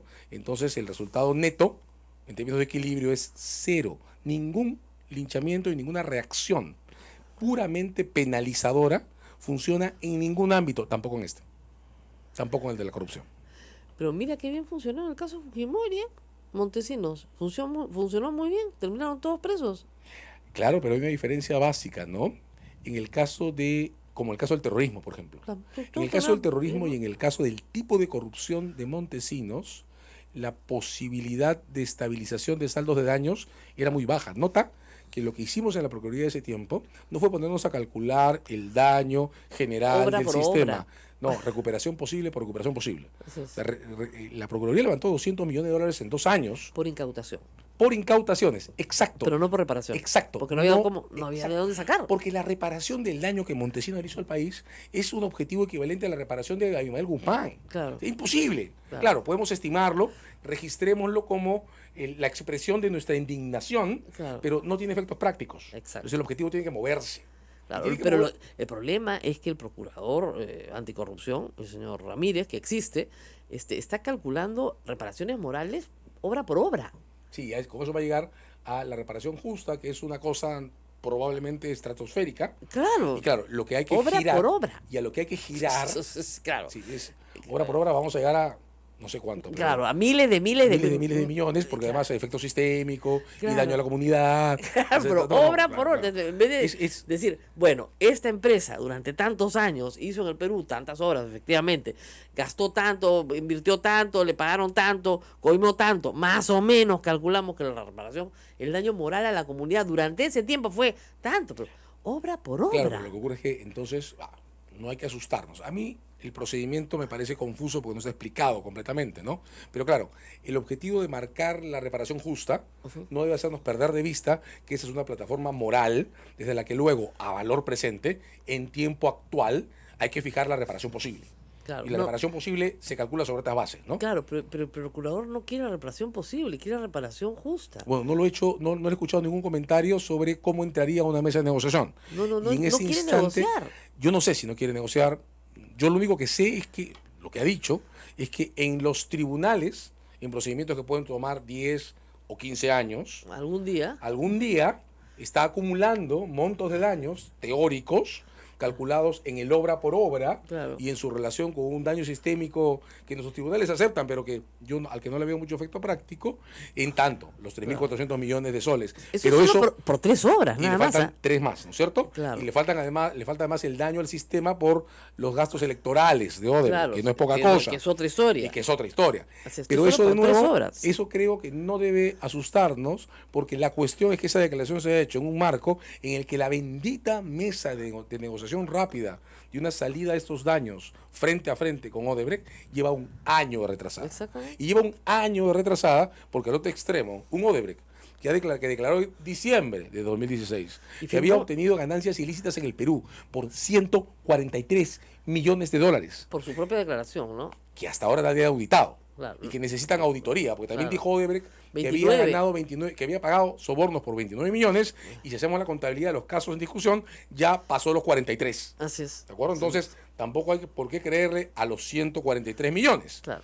Pero si Odebrecht dice que ha ganado 143 millones, posiblemente sean 180, 190, más que eso, entonces no puede ofrecer 60, pues, como Claro, reparación. claro. En Brasil, Odebrecht reconoció 1.400 millones Claro. en ganancias Pero le ilegales dieron- le dieron y 10, se comprometió claro. a 2.800. Claro, pero le dieron Doble. 10 años de plazo para pagar. Pero para pagar el doble Claro. de la ganancia ilícita reconocida. Claro, pero le El dieron doble de la plazo. ganancia ilícita reconocida en el Perú es 286 millones. Claro. La base para una reparación. Plazo o no plazo, ok, eso se puede negociar. No, pero pero el no quieren- número quieren no puede cachacán. ser 60. Claro, Claro. si partimos de lo que te decía, en punto a que... Quiero cachacá mañana y que te largas del país. Entonces no te dejo trabajar, no te dejo respirar. ¿Y de dónde sale? ¿no? ¿Y de dónde sale? ¿De dónde sale? ¿Cómo ordeñas esa De- piedra? O De sea, hecho, eso es, digamos, la primera discusión o la primera decisión que tomó el Ejecutivo en enero del 17 fue anunciar que Odebrecht se iba. Y claro, probablemente esa haya sido la condición de partida de ese entrampamiento que nos ha llevado a no poder tener una negociación rápida en un caso que ya cumplió el año antiguo, ¿no? Gracias. Bueno, nos tenemos que despedir, 9 y 7, muchas cosas por contar. Estoy viendo en el canal del Congreso, que se transmite a través de Canal 7, ¿cierto? Justamente un debate que se llama Analiza el retiro de la Corte Interamericana. O sea, ya de a la bestia. Como ese canal del Congreso lo compró el Fujimorismo, ya la cosa es como que, o sea, no es que vamos a discutir, no vamos de la Corte Interamericana. Lo cual, en el caso del Perú ya se intentó hacer. Ya lo intentó hacer el Fujimorismo y le fue mal. Porque, como lo hemos dicho alguna vez, creo con Carlos Rivera, el principal cliente de la Corte Interamericana es el Estado peruano. Número 1, el que más casos tiene en la Corte Interamericana y en la Comisión Interamericana esperando, es el Perú.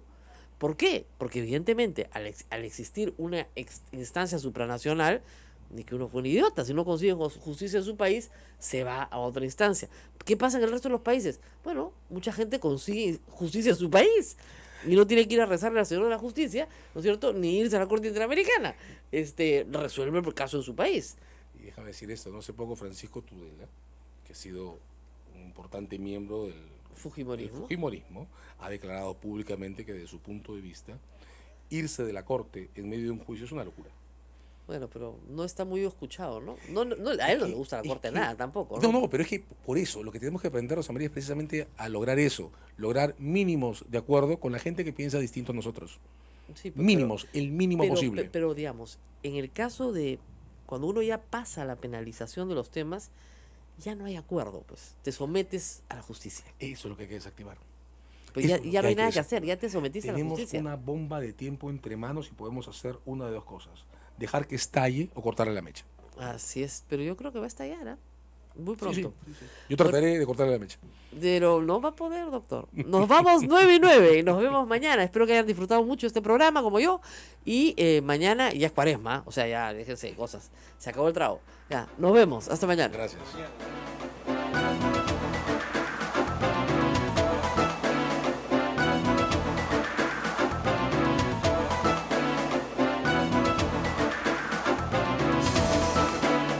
Hasta aquí, A Pensar Más con Rosa María Palacios. Este programa fue producido por la Sociedad Dominica de Medios de Comunicación, Sodomco. Entre el Congreso y el Tribunal Constitucional con el caso del Frontón. Claro, lógico. Por ejemplo, ahí, de nuevo, el Congreso no acepta, ¿no es cierto?, la aclaración de el Tribunal Constitucional. De los procesa, los castiga. Y no solo los procesa, sino que los acusa por prevaricato. Claro, que es gravísimo, que es un delito, ojo, no solamente una infracción de la Constitución, es un delito. Muy bien. Ellos dicen, señor, me voy a la Corte porque la Corte ya expidió una sentencia. Y con eso acusan al Congreso y al Estado. Así es. De modo que es más o menos la misma lógica en sentido inverso. Claro, pero al final, en la resolución de conflicto, hay un árbitro que pone fin al partido. Y este árbitro es la Corte. Y la Corte acusa al Estado y reproduce un tercer movimiento, la andanada de no negociación y acuerdos. Quiero parar aquí, Rosa María, un segundo y dame este instante, porque primero tienes razón. Es decir, las sentencias se dictan y entonces se cumplen. Pero en esta historia, la del Congreso y el Tribunal Constitucional por el caso del Frontón, hay tantos desentendidos y tantos errores y tantas organizaciones, tribunales, entidades han cruzado la vara de lo razonable que creo que es un momento de parar, mirarnos todos, absolutamente todos, y notar qué estamos haciendo. Déjame contarte la historia en mi versión en 2 minutos. Junio del 2013. Sentencia original del caso del Frontón. Ahí pasó algo que no debe pasar en ningún tribunal.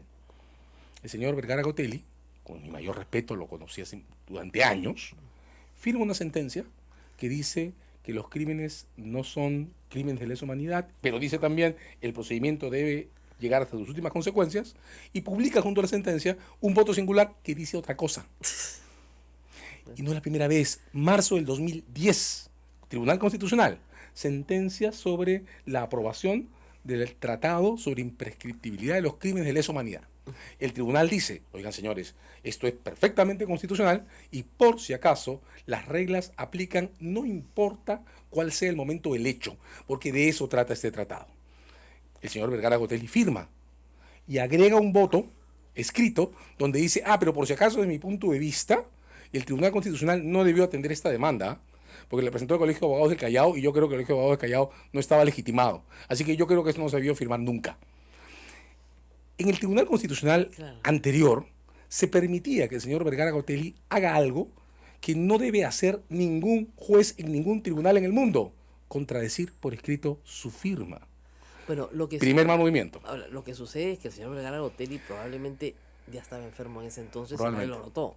El señor Vergara Gotelli tiene un problema de Alzheimer, un problema degenerativo, muy grave ya en este momento, por eso es que nadie lo ha llamado a ser interrogado. De repente eran los primeros, digamos, y claro, no faltó el magistrado que le dijera, oiga, nosotros no podemos admitir una sentencia en este sentido. O el magistrado que diga, señor, usted no puede publicar un voto escrito que contradice lo que acaba de firmar. Esto no se publica. Así es. Entonces, hay un impasse original en el caso del Frontón. Así es. Entonces, en abril del 2016, este Tribunal Constitucional se para frente a ese impasse. Ahora, hay un pedido de aclaración. Sí, por supuesto. Le dicen, explíqueme cómo funciona esto. ¿No? O sea, hay que decir, además, no era el único problema.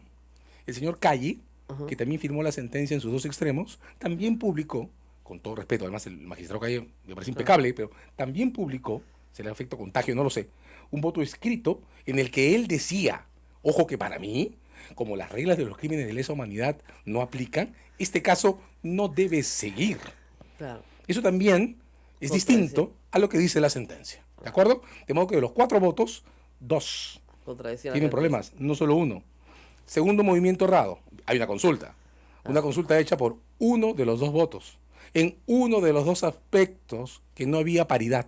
Porque Vergara Gotelli también decía, si este procedimiento sigue, solo debe seguir para discutir las reparaciones civiles. Y está siguiendo con una acusación penal. Claro. ¿De acuerdo? Entonces, la sentencia de junio del 2013 es un lío inexplicable fuera del Perú. Yo creo que si alguien le hubiera contado esto a cualquier tribunal en el exterior, no solo a la Corte Interamericana, la primera pregunta habría sido, ¿perdón? ¿Por qué dejaron que salga una cosa así? ¿Cómo puede pasar eso? Entonces, en abril de 2016, el Tribunal Constitucional actual se para frente a lo que evidentemente es una paradoja. Claro. Y es un dilema espantoso. Tenía que resolverlo. Tiene que resolverlo de alguna manera. ¿Qué cosa hago con textos así de desordenados? Ahora, de acuerdo a mis preferencias personales, el tribunal no adopta la salida más clara. Para mí, la salida más clara consiste en decir, un momento, hay una sentencia firmada, está publicada y ha surtido efectos. Ok, retiremos del portal de Constitucional todos los textos que forman esta confusión o esta disfunción. Si la sentencia está firmada y nadie me puede probar que se firmó porque engañaron a alguien o porque no se leyó el texto, pues esa queda, lo demás se va. En vez de hacer eso, lo que hizo el tribunal, para mi preferencia, insisto, decir preferencias, Claro. Equivocado, fue coger el texto escrito, el de Vergara, y aplicarlo al pedazo por el que se hizo la consulta, Claro, la cuestión de los crímenes. Ahora, solo se hizo la consulta por ese pedazo. Exacto. Entonces ahí la discusión es, primero, ¿por qué elegir el voto escrito y no la sentencia? Segundo, si se elige el voto escrito, bueno, el voto escrito tiene dos partes, pues, tampoco empata con la cuestión de la continuidad del procedimiento. Y tercero, no es el único voto escrito que disiente, Calle también disiente. Entonces, desde mi posición, repito, personal y conforme mis preferencias, lo que el tribunal tenía que hacer era excluir los textos escritos que confundían y mantener la sentencia grabada en piedra. Lo que hizo el tribunal fue lo contrario, fue preferir uno de los textos escritos en el punto de la consulta y corregirlo. Bien, ¿me gusta a mí? No. ¿Es un crimen que el tribunal haga algo que no me gusta? Por Dios, no. Entre otras razones porque no hay, y ese es el problema que habría que resolver o que haber resuelto, no hay una sola norma en los reglamentos del Tribunal Constitucional que A, permita que ocurra lo que ocurrió en junio de 2013, o B, indique cómo resolverlo. Claro. En el vacío, los tribunales son libres. Así es. Nos guste No o son no prevaricadores, nos guste. pues. Exacto. De modo que estuvo mal lo que pasó en junio de 2013. Desde mi punto de vista, estuvo también mal lo que No fue ocurrió la en mejor abril de resolución. 2016. Pero es peor pretender crear un caso de prevaricato sobre esta base, porque el prevaricato no es que esto hay que entenderlo. Además, es muy difícil. Sí. hay la idea entre un grupo de personas en la Marina que tiene mucha influencia en el partido aprista y también en otros partidos, de que por culpa de este tribunal los van a juzgar. No, eso no es verdad. Los iban a juzgar igualito. Ya estaban juzgados. O sea, digamos, hace 30 años que están dilatando el proceso. De hecho, la Eso- sentencia que están defendiendo, la de junio del 2013, es la que ordenó que los procesen. Exactamente. De modo que esto no es una cuestión Pero sobre que si el caso lo sigue que o no decían, sigue. lo que decían es que llegamos al juez y decimos que ya prescribió. Y eso no, No, es posible, no, no. porque la Corte había dicho que son graves violaciones de los derechos Perdón, humanos. y para quedarnos en el derecho interno, en junio de 2013, esa sentencia asociada a todas estas confusiones, la que están defendiendo es la que ordena que los procesen hasta las últimas consecuencias. Así es. De modo que si uno separa de la historia, para mí, Ellos querían confuso salvarse por la fallo de puerta. abril, Ellos creían que se les abría una puerta para decir, alegamos excepción de prescripción. y hay que regresar solo sobre la cuestión de prescripción, porque creo que moviliza muchísimo y es más grande que este incidente, ¿no? Claro. En este caso en concreto, o en resumen, si elimináramos de la historia el auto de abril de 2013 y dejáramos la sentencia de junio del 2000, perdón, el auto de abril de 2016, Claro. y dejáramos en la secuencia la sentencia de junio de 2013, el caso actual seguiría idéntico. Igualito. Idéntico. Igualito. Es más, en este caso, en el marco de la sentencia de junio de 2013, la Fiscalía los acusó y dijo que, en su opinión, esto era un crimen de lesa humanidad. Así es. Igual. Tenemos que hacer una pausa y seguimos, ya me están diciendo pausa en provincias, todos gritan en provincias, ya. Vamos a la pausa y seguimos porque esto está muy interesante. Vamos a pasar por el Club de la Construcción, tranquilos, ya. Tranquilos, ya regresamos.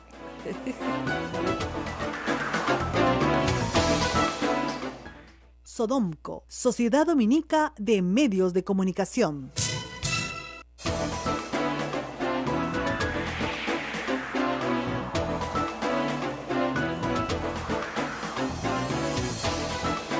Y acá en la pausa, el doctor me estaba haciendo recordar que también tenemos el narcotráfico siempre presente en la política peruana, en las investigaciones contra el señor Ramírez, por ejemplo, que son cada vez más complicadas con su familia carnal acusándolo de estafa y de crear deuda ficticia para no pagarte, una cosa espantosa. El país parece una comisaría, como dijo alguna vez un político, pero una comisaría pues mala, ¿no? De mala muerte, donde no se administran muy bien las cosas. En fin, regresemos a nuestros temas. Estábamos en plena Corte Interamericana. Y la Corte Interamericana finalmente resuelve, y va a resolver lo del indulto también. Por lo tanto, es importante saber más o menos cuál va a ser la conducta del Estado frente a las resoluciones de la Corte. ¿Y cuál es la Corte frente a los casos? A ver, hay una... Bueno, habíamos repasado esto hasta el Congreso, habíamos llegado a decir que no es apropiado en términos institucionales que un Parlamento pretenda procesar a jueces del Constitucional por prevaricato, por una decisión que puede no gustar, a mí no me gusta, pero que no puede ser tratada como un crimen, sino como la señal de un vacío legal que hay que resolver. Entonces, en vez de hacer un caso por prevaricato, el Congreso tendría que haber llamado a una comisión, la de Constitución, a establecer qué cosa pasa en el procedimiento constitucional, que estos desórdenes maduran, y habría, en una situación estable, desembocado en una reforma del reglamento del Tribunal Constitucional en el que se prohíban este tipo de cosas, y punto. Ahora, la Corte Interamericana. A ver, la magia del sistema interamericano, y creo que es la condición que le ha dado durabilidad, no solo radica en la claridad de sus sentencias sobre los llamados crímenes de primera generación, torturas, desapariciones forzadas, genocidios, arrasamientos masivos, sino en el modo en que a lo largo de su historia ha sabido moverse hacia temas distintos a los crímenes de primera generación. Nosotros tenemos una imagen de la Corte afectada por nuestra historia como país. Porque los casos de primera generación, de los 80-90, llegaron a sentencia del tribunal en los 90 finales. ¿De acuerdo? No hemos resuelto el problema de los 80-90, mira dónde quedó el informe de la Comisión de la Verdad y tal, de modo que nos congelamos en la idea. Pero esta Corte, la última Corte, es la Corte que estaba enfocada sobre libertad de expresión, sobre las represiones de la dictadura del señor Maduro, sobre los crímenes no resueltos en la Argentina y sobre todo lo que está pasando en Guatemala, El Salvador y Nicaragua. ¿De acuerdo? O sea, esta Corte era otra. ¿De acuerdo? Bien, entonces, primera cuestión, no tenemos una visión de la Corte al día con los asuntos que estaba resolviendo. Segunda, y esto sí creo que es la parte que me sorprende, la Corte ha durado todo este tiempo por la habilidad que ha tenido para emitir sentencias basadas en la Convención Americana, en las que sin embargo se hace cargo de las especialidades prácticas necesarias para resolver controversias, no para multiplicarlos. Quiero poner un ejemplo que ando repitiendo porque se refiere a Perú. En el año 99, cuando se llevó a la Corte el caso de Castillo, Petruzzi y otros, chilenos, terroristas, condenados en el Perú, sin embargo, por traición a la patria, se hizo en el Perú un escándalo. O sea, el caso Castillo Petrucci es el que detona la idea de la defensa del Estado entonces de salirnos de la Corte, porque van a liberar a los terroristas.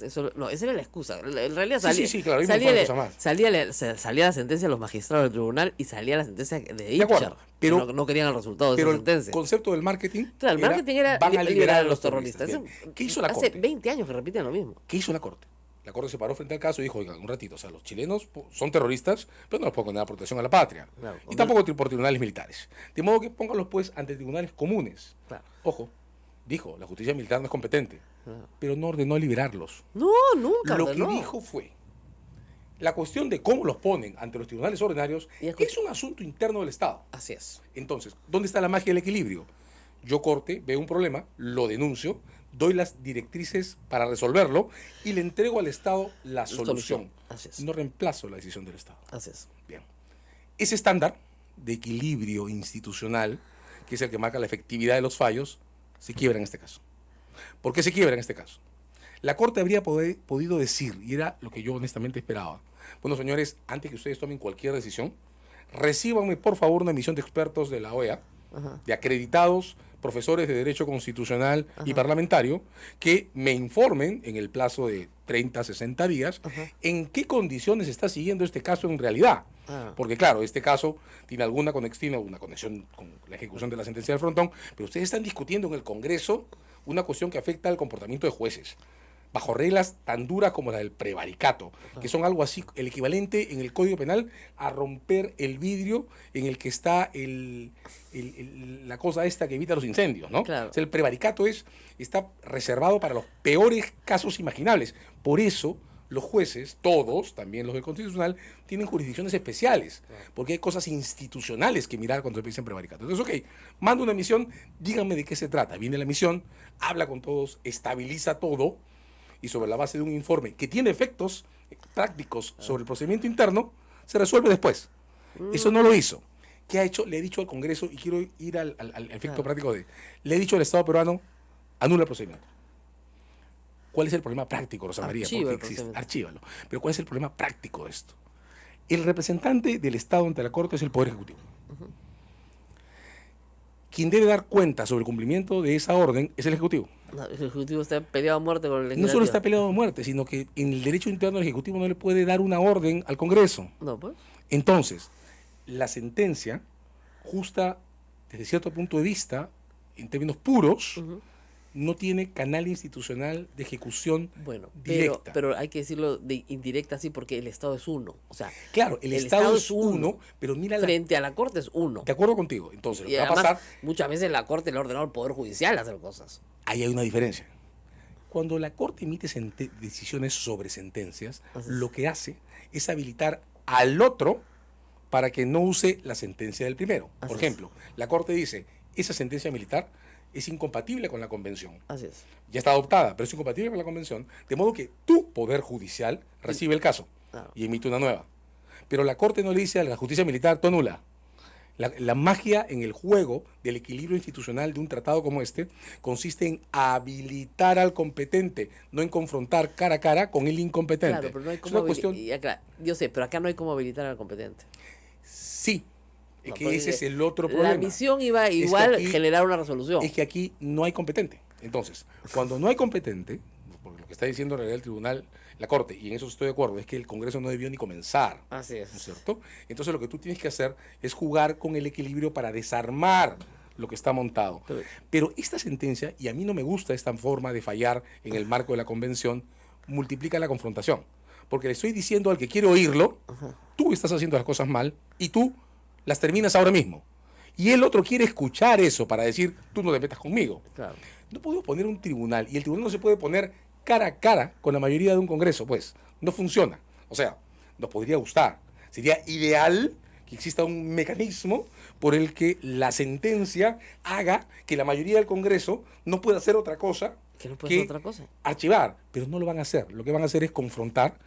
Si no encontramos un canal... Tarde o temprano, si no encontramos... mira, es bien sencillo. Si no cumple la sentencia, la Constitución tiene una salida clarísima. Cuando dejen de ser cuando este Congreso termine y haya otro Congreso, serán todos juzgados. Sí, mientras tanto... inhabilitados. Ya. Mientras tanto nos quedamos en tribunal. Bueno, nos quedamos en tribunal con Delia Reboredo. Acuérdate, obviamente. ¿Quién paga pero ese costo? el Fujimorismo. Ya. Y Ahí lo está, pagó. ahí está. En el 98 Ahí lo entramos. pagó. ¿Cuál es su cartera? ¿Qué le toca ahí en la inauguración? Más que estar de florero, nada. Es un ilustre invitado. Primer vicepresidente, si no tiene cargo en el Ejecutivo, es un ilustre invitado. Nada más. Ilustre ciudadano. Punto. Y el señor Vizcarra, ¿qué ha dicho? ¿Qué tuit ha lanzado? ¿Qué nos ha dicho? Nada. ¿Ha respondido a Michelle Arau? Nada. Ha dicho, aquí estoy feliz de estar con el presidente, ayudándolo en este trabajo heroico, y lucharemos contra esta oposición. No. Tenía una cara de que no se sacaba los lentes oscuros, pero ni de casualidad. Parecía, ¿tú has visto CSI Miami? Parecía, de verdad, parecía Horatio Kane. Miraba así nomás con cara de, ¿ah? ¿Qué hago acá, caracho? ¿Por qué me han traído? Y a mí me dijeron que vengan a hablar un ratito con el presidente. Tenía una cara bien rara. En fin, cosas de la política que nadie sabe en realidad. Lo cierto es que si querían tener a Vizcarra aislado, mejor lo tenían en Canadá. Hace un frío el demonio, nadie sale de su casa. Entonces no sé si le tendrán pues la computadora intervenida desde inteligencia o no, para saber con quién habla, ¿no? Pero acá en Lima, con este radiante verano, va a ser más fácil que el señor Vizcarra se reúna con quien quiera y habla con quien quiera. Y el señor Vizcarra evidentemente no va a aceptar la presidencia para pasarla pésimo, como la ha pasado pero Pablo Kuczynski. En el supuesto negado, como decimos los abogados, de que se presentara una moción de vacancia y fuera aprobada, Vizcarra, antes de aceptar, va a querer garantías. Y él tiene ahí creo yo, un as bajo la manga, que es, miren, o yo o Galarreta, que es nuevas elecciones. Escojan. O yo o Galarreta. O sea, como ustedes quieran, hasta un año antes de las elecciones. Después de un año antes de las elecciones, regresa como el carnaval. Ya todo el mundo hace lo que le da la gana, porque ya no puedes disolver el Congreso, ya no puedes vacar al presidente, no, muy bien. Pero los siguientes 2 años son, ¿cómo es? Me van a apoyar, me van a maltratar, me van a censurar ministros, me van a censurar ministros de uno en uno, me van a fastidiar con lo de Chinchero de nuevo, me van a procesar por lo de Chinchero. O sea, aquí esto es bien claro. Si ustedes quieren hablar conmigo, no nos vamos a entender en los mismos términos que se han entendido con el gobierno anterior. Ahora, si no les gusta, yo me voy nomás, no tengo ningún interés, se quedan ustedes. Y no creo que Melcha Arauz aguante más de un mes. Entonces, tiene ventajas Vizcarra para la mototaxi. ¿No? Le dieron su anconeta nomás y mototaxi se lleva anconeta, pero tiene ventajas para la mototaxi. Si es que acepta el trato, porque puede decir, no acepto ningún trato, chao, me voy. Yo no tengo nada que perder. Me postulo en el 2021 si me provoca ser presidente, si no me provoca, lo que fuera. Vamos a ver qué pasará en la cabeza del señor Vizcarra, es lo que todos queremos saber, pero él guarda silencio absoluto. Pero ni para apoyar al presidente, ni para decir nada. No está mal, es una buena estrategia. Dicen que si no tienes nada que decir, mejor te calles. Y me imagino que él está esperando a ver cómo abre el juego. Así que eso en cuanto a la vacancia y en cuanto al presidente, en fin, vamos a ver qué pasa en los próximos días, porque además tenemos una baraja más complicada. Este gobierno hoy día es un circo como de 6 pistas con varias decisiones judiciales en juego, que además abre juego en otros escenarios para ver si le liga. No sé si te has dado cuenta, ¿no? Hay un tema de farándula que yo no sigo, no entiendo nada, pero ese es el típico psicosocial, ¿ya? A nadie lo meten preso por difamación 2 meses, pues, salvo a Magali, porque la pena mínima es 1 mes, ¿ya? Entonces, bien raro, ¿no? Todo esto Maduro venía invitadísimo con una carta que decía: mi buen amigo presidente, venga acá, ¿no? Lo invitaba al presidente Kuczynski, bestial. Ayer se reúnen 12 países que forman parte de la OEA, pero que no discuten esto en el seno de la OEA, porque la OEA no ganan nunca la votación, porque Maduro controla los países del Caribe a los que le da petróleo, entonces no hay forma de ganarla. Muy bien, se reúnen en Lima y dicen: no, el señor Maduro ya no es bienvenido. Para estos 12, pero no para los 30 y tantos que conforman la OEA. Ahora, si el señor Maduro se toma un avión y viene, demostrando un gran acto de audacia, la verdad, no tendrá alfombra roja, no lo llevarán al VIP Room, no le prestarán el baño en el grupo 8, pero puede entrar. Nadie le puede impedir que venga, eso es lo más grave de todo. Ahora, diplomáticamente no va a venir, porque no es bienvenido. Ahora, habrán dentro de la OEA los que le dirán al anfitrión y al grupo de Lima: oiga, ¿quiénes son ustedes para desinvitar a alguien a una cumbre? Si la cumbre es de todos los países. Acá en Lima es el anfitrión, pero ¿no? Entonces habrá tal vez una discusión. Pero, en todo caso, lo que tenemos al frente es probablemente un incidente complicado con Venezuela, que ya los hemos tenido en el pasado y bastantes. Más complicado que Colombia, no lo creo. Ayer habían rumores toda la tarde de que Colombia invadía Venezuela, lo cual era absolutamente falso. Rumores, por supuesto, volanteados por el presidente Evo Morales, porque parecía increíble, parecía el asesor de propaganda de Maduro, y eran absolutamente falsos. Lo único que estaba haciendo Colombia era reforzar sus fronteras, porque ya lo dijo Santos: ahorita tenemos 500.000 de venezolanos y a fin de año podemos tener 1.000.000, si es que no podemos algún tipo de control. Damos ayuda monetaria, sí, pero no puedes seguir, o sea, digamos, tú no metes un océano dentro de un vasito, ¿eh? Entonces tendrías que meter que medio Venezuela dentro de Colombia. Para Colombia es insostenible. Entonces, esa es una discusión humanitaria. Ese es un circo. Y luego tenemos el circo de la Corte Interamericana de Derechos Humanos. Ayer el presidente del Tribunal Constitucional le pide al Congreso que cumpla con las resoluciones de la Corte, que es lo normal, pero el comunicado no lo firman todos los magistrados. Qué feo. Pero qué feo, qué feo. Horrible, horrible. Pero en fin, Por lo menos lo lee, dice lo que todos sabemos, que las sentencias de la Corte son inapelables y que hay que cumplirlas.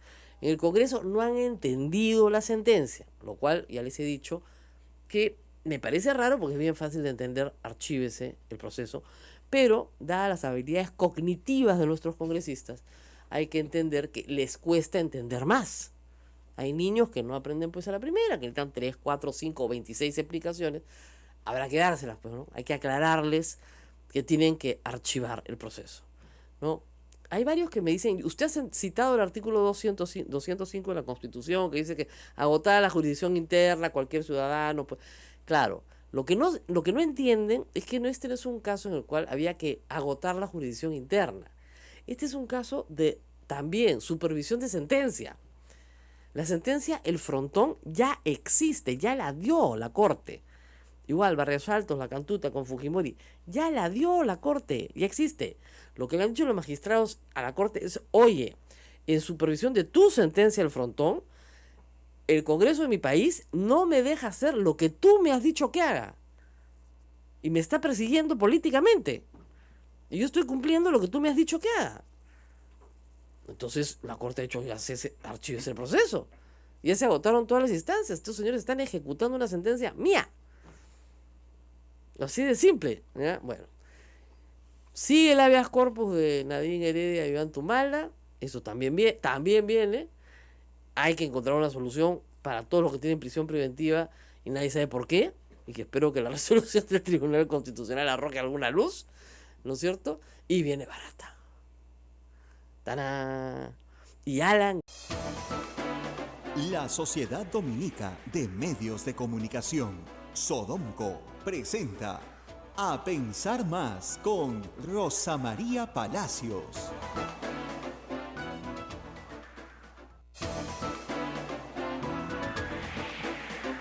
Ocho de la mañana y 1 minuto, señoras y señores, muy buenos días, bienvenidos a Pensar Más con Rosa María Palacios a través de las emisoras de Sodonco. Estamos en Lima con Radio Santa Rosa, en Chimbote con Radio RSD, Radio Santo Domingo, en Arequipa con Radio San Martín, en Cusco con Radio Veritas, en Ucayali con Radio Cepagua, en La Convención con Radio Quillabamba, en Puerto Maldonado con Radio Madre de Dios, todas unidas a esta hora para transmitir A Pensar Más con Rosa María Palacios. Rosa María, muy buenos días. Muy buenos días, Abel, muy buenos días, amigos en todo el país. Sé que para muchos de ustedes, debido a la propaganda internacional, hoy es el Día del Amor, el Día de San Valentín, el Día de la Amistad, pero aquí, en esta casa, es miércoles de ceniza, por si acaso te aviso, ¿ah? Le da cara de pero hoy día es miércoles de ceniza, hijito. Empieza la cuaresma, ya acabó el carnaval, ya deja atrás el agua, los chiguetes, ¿no es cierto? El talco, el betún, todo eso, ya, listo. Ya Te no pone- se usa, Rosa María. Oye, la gente de acá se agarra a baldazos de vez en cuando. De ¿Ah? baldazos, pero chiguete Baldazo. ya... No, el chiguete es el, parte de la globito, historia. el globito, lo llenas y ¡fa! Lo tiras. No, tú no has jugado carnaval bien, ¿ah? Ya te vi. ¿Ya? Y lo que pasa es que como Semana Santa cae en marzo este año, pues ha sido un carnaval corto, pero los carnavales se han vivido en, digamos, en toda la zona andina del Perú, como se viven siempre, como se baila todo el fin de semana, y el martes muere, ¿ah? O sea, el martes ya se acabó, y hoy día arranca la cuaresma, que son 40 días de penitencia. Miren la cara de los tres que tengo delante acá. Así. No tienen una cara de penitencia enloquecida. No, mentira, no tienen nada de cara de penitencia. Acá, ahorita en el templo, se ha impuesto la ceniza y se impondrá la ceniza durante todo el miércoles. Algunas parroquias lo hacen también el día domingo, ¿no? Porque ya a veces no hay la costumbre de asistir el día miércoles. ¿Qué es la ceniza? Es el recuerdo, ¿no es cierto? Justamente la marca en la frente de que, bueno, hay una escena del Apocalipsis, pero no voy a contarles todo eso. Es el recuerdo de que viene la pasión de Cristo, ¿no es cierto? Entonces hay que estar preparados, hay que estar en forma para ese momento. Cambia la liturgia completamente, cambian los colores, ya no es verde, el tiempo ordinario es morado, etcétera, etcétera. Y acá todo el mundo está comprando unas flores carísimas. Yo les recomiendo, miren, si quieren comprar flores, para el sábado van a estar de buen precio. De repente no van a estar tan bonitas, ¿ya? Pero van a estar de buen precio. Carísimas. O sea, es como comprar flores el Día de la Madre. Si no las compras una semana antes, como comprar pescado en Viernes Santo. Hay cosas que no se pueden comprar en el día en que es, pues, ¿no? ¿No es cierto? Entonces, No, pues, si no le llega su flor, señora, no se preocupe. Que su marido le corte un geranio afuera y ya está. Ya está arreglado el problema. En miércoles de ceniza de Rosa María, el Santo Padre Francisco va al convento dominico. Hoy día está en Santa Sabina, donde está Nuestra audiencia no sabe qué es Santa Sabina. Vamos a decir, a ver, Santa Sabina es el convento dominico en Roma, donde los dominicos la llevan, ¿no? Entonces, como esta es una organización dominica, usted lo sabe muy bien, pues sabemos que el padre Javier, nuestro director, está hoy día con el Papa. Así que estuvo conmigo y con Abel en Puerto Maldonado con el Papa y un mes después está con el Papa en Roma. Estamos bien, ¿eh? Estamos bien embarados, esperamos. Donde debe ser, en las altas esferas celestiales. ¿No es cierto? No en las altas esferas políticas, donde las cosas cada día están más complicadas. Hoy nuestro invitado es el doctor César Azabache, y yo le decía antes de entrar cómo se ha judicializado la política, ¿no? Y ahora vamos a hacer una reflexión de qué significa eso de que todo lo pasemos por el Poder Judicial. Significa en buena parte que las cosas no se pueden resolver fuera del Poder Judicial. Y cómo tenemos que recurrir no solamente a instancias nacionales, sino a instancias supranacionales para resolver los conflictos. Ahora, gracias a Dios tenemos un sistema de resolución de conflictos, ¿no? Podríamos agarrarnos a golpes, o podríamos huir, o tener una situación como la de Venezuela, que no la tenemos, pero sí llama la atención, ¿no es cierto?, que los conflictos no puedan resolverse o contenerse de maneras distintas a las que se están conteniendo actualmente. Hay mucho conflicto. Hoy más tarde voy a hablar de la presencia de Martín Vizcarra ayer en una anconeta, solo, porque no le pusieron ni niño, ¿no? Entonces tú ves la foto, está el presidente con un niñito, Mechar Arauz con un niñito, y Vizcarra solo, sin niñito, cada uno en su anconeta. Y la anconeta es, para el quien no lo sabe, es un triciclo, ¿no es cierto?, sin moto. Los que nos escuchan en Madre de Dios dicen, ¿y eso para qué sirve? Para que pedalees nomás. Claro, en Puerto Maldonado te caes muerto pues con 40 grados. Pero acá en Lima, en el balneario de Halcón, el malecón es lo suficientemente ancho para que las anconetas vayan en una distancia de, yo les diría, 2 kilómetros, 3 kilómetros de la carrera máximo.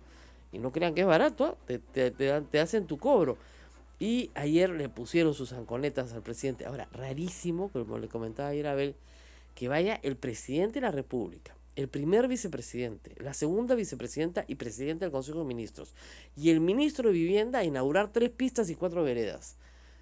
Como decían, el día que inauguren, ¿qué? Chinchero, llaman a Trump, ¿no? O viene el Papa de nuevo. O sea, es bien raro, ¿no? Lo que trataban era de tener esta photo opportunity, como dicen los gringos, la oportunidad de la foto, de tenerlos a los 3 juntos. De Martín Vizcarra no sabemos nada por escrito o oral desde el tuit que mandó cuando presentaron la moción de vacancia de Pedro Pablo Kuczynski, donde decía, ahora sí, todos unidos por el Perú, lo importante no es el resultado, sino sacar al Perú adelante, y todo el mundo entendió, chao pescado, yo mismo soy. De ahí no ha vuelto a abrir la boca, pero nada. Apareció junto al presidente en un discurso el 20 de diciembre, el 20 de diciembre, antes de que el presidente se presentara a defenderse de la vacancia, donde el presidente dice, por si acaso mis vicepresidentes van a renunciar conmigo. No lo dice él, no lo dice Mercedes Arauz, lo dice el presidente, que era una estrategia, y así lo expliqué yo acá varias veces, para decirle al Congreso, oye, si me destituyes, tú te vas conmigo también, porque Galarreta presidente y nos vamos a las elecciones adelantadas. Pero una cosa es la estrategia y otra cosa es la realidad. O sea, si de verdad lo hubieran vacado en ese momento, Vizcarra hubiera tenido una, segunda oportunidad para pensarlo, ¿no es cierto? Y yo creo que está en ese compás de estamos en la segunda oportunidad. Ha venido para la visita del Papa hace un mes, 19 de enero, apareció en Palacio de Gobierno mudo, muy bien. Volvió a desaparecer. Aparece ayer, viene una vez al mes, en fin, parece otra cosa, pero bueno. Y, ¿cómo se ríe Naila ahí? Y llega ayer, 13 de febrero, casi un mes después, ¿y qué dice? Nada. Nada. El presidente da unas breves declaraciones y dice, aquí estamos trabajando, entregando obras. Bueno, no era que fuera una tremenda obra tampoco, pero bueno, ya. Y luego Mercedes Arauz suelta un tuit donde la palabra unidad resalta, ¿no? Unidos, el gabinete unidos, el ejecutivo unido. Perdón, el señor Vizcarra no puede trabajar porque no tiene ninguna competencia en el ejecutivo. ¿Cómo va a estar unido? ¿A qué? García ha presentado un habeas corpus para que su abogado esté en el interrogatorio. Eso es como si te mandaran, ¿no? En El Padrino. Paraba el abogado de García mirando, ¿no? Habla. Parece una escena de película italiana, ¿no? A ver si el testigo habla. Qué miedo, caracho, Dios mío. En fin, no sé cómo se va a resolver el habeas corpus, no sé qué tiene que hacer el abogado de Alan García. Alan García es inocente, por el amor de Dios. Jamás habló con Barata, no lo conoce. Es un empleado de una empresa de las tantas que pasaban por Palacio de Gobierno. Eso es lo que dice él. Qué tanta desesperación de que esté su abogado presente. Es como si Abel y yo implantáramos un habeas corpus ahorita para que estuviera nuestro abogado presente en lo que va a decir Barata. ¿Se serían por qué? Yo también me preguntaría por qué. Si yo no tengo nada que ver, Abel tampoco. Bueno, lo mismo con Alan García. Se ha pasado un año diciendo que él no tiene nada que ver. ¿Por qué quiere a su abogado en el interrogatorio de Barata? Para mandarle saludos cariñosos, ¿no? Para recordarle cuán estrecha es su amistad. Bien raro, ¿ah? En fin. Bueno, vamos a la pausa. Lo hacemos con César Azabache, que nos va a aclarar todo lo que yo les he explicado de una forma más técnica. Regresamos. Volvemos.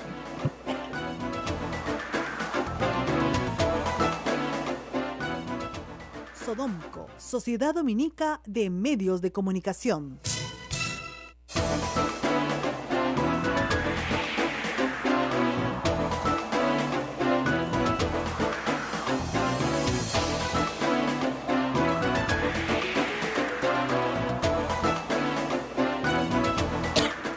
Bueno, muy buenos días, seguimos aquí y tenemos muchas preguntas jurídicas.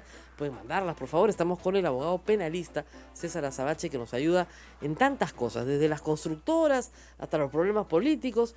El Club de las Constructoras, otro problema más de corrupción. Bueno, ayer ha caído un presidente también en Centroamérica, el presidente de Guatemala. Parece que, como dijo el Papa, ¿qué pasa en estos países que a todos los presidentes, en su país le dijo al presidente Cuchi que a todos los presidentes los meten presos? Bueno, acá por lo menos los meten presos, en otros países gozan de impunidad, pero en fin.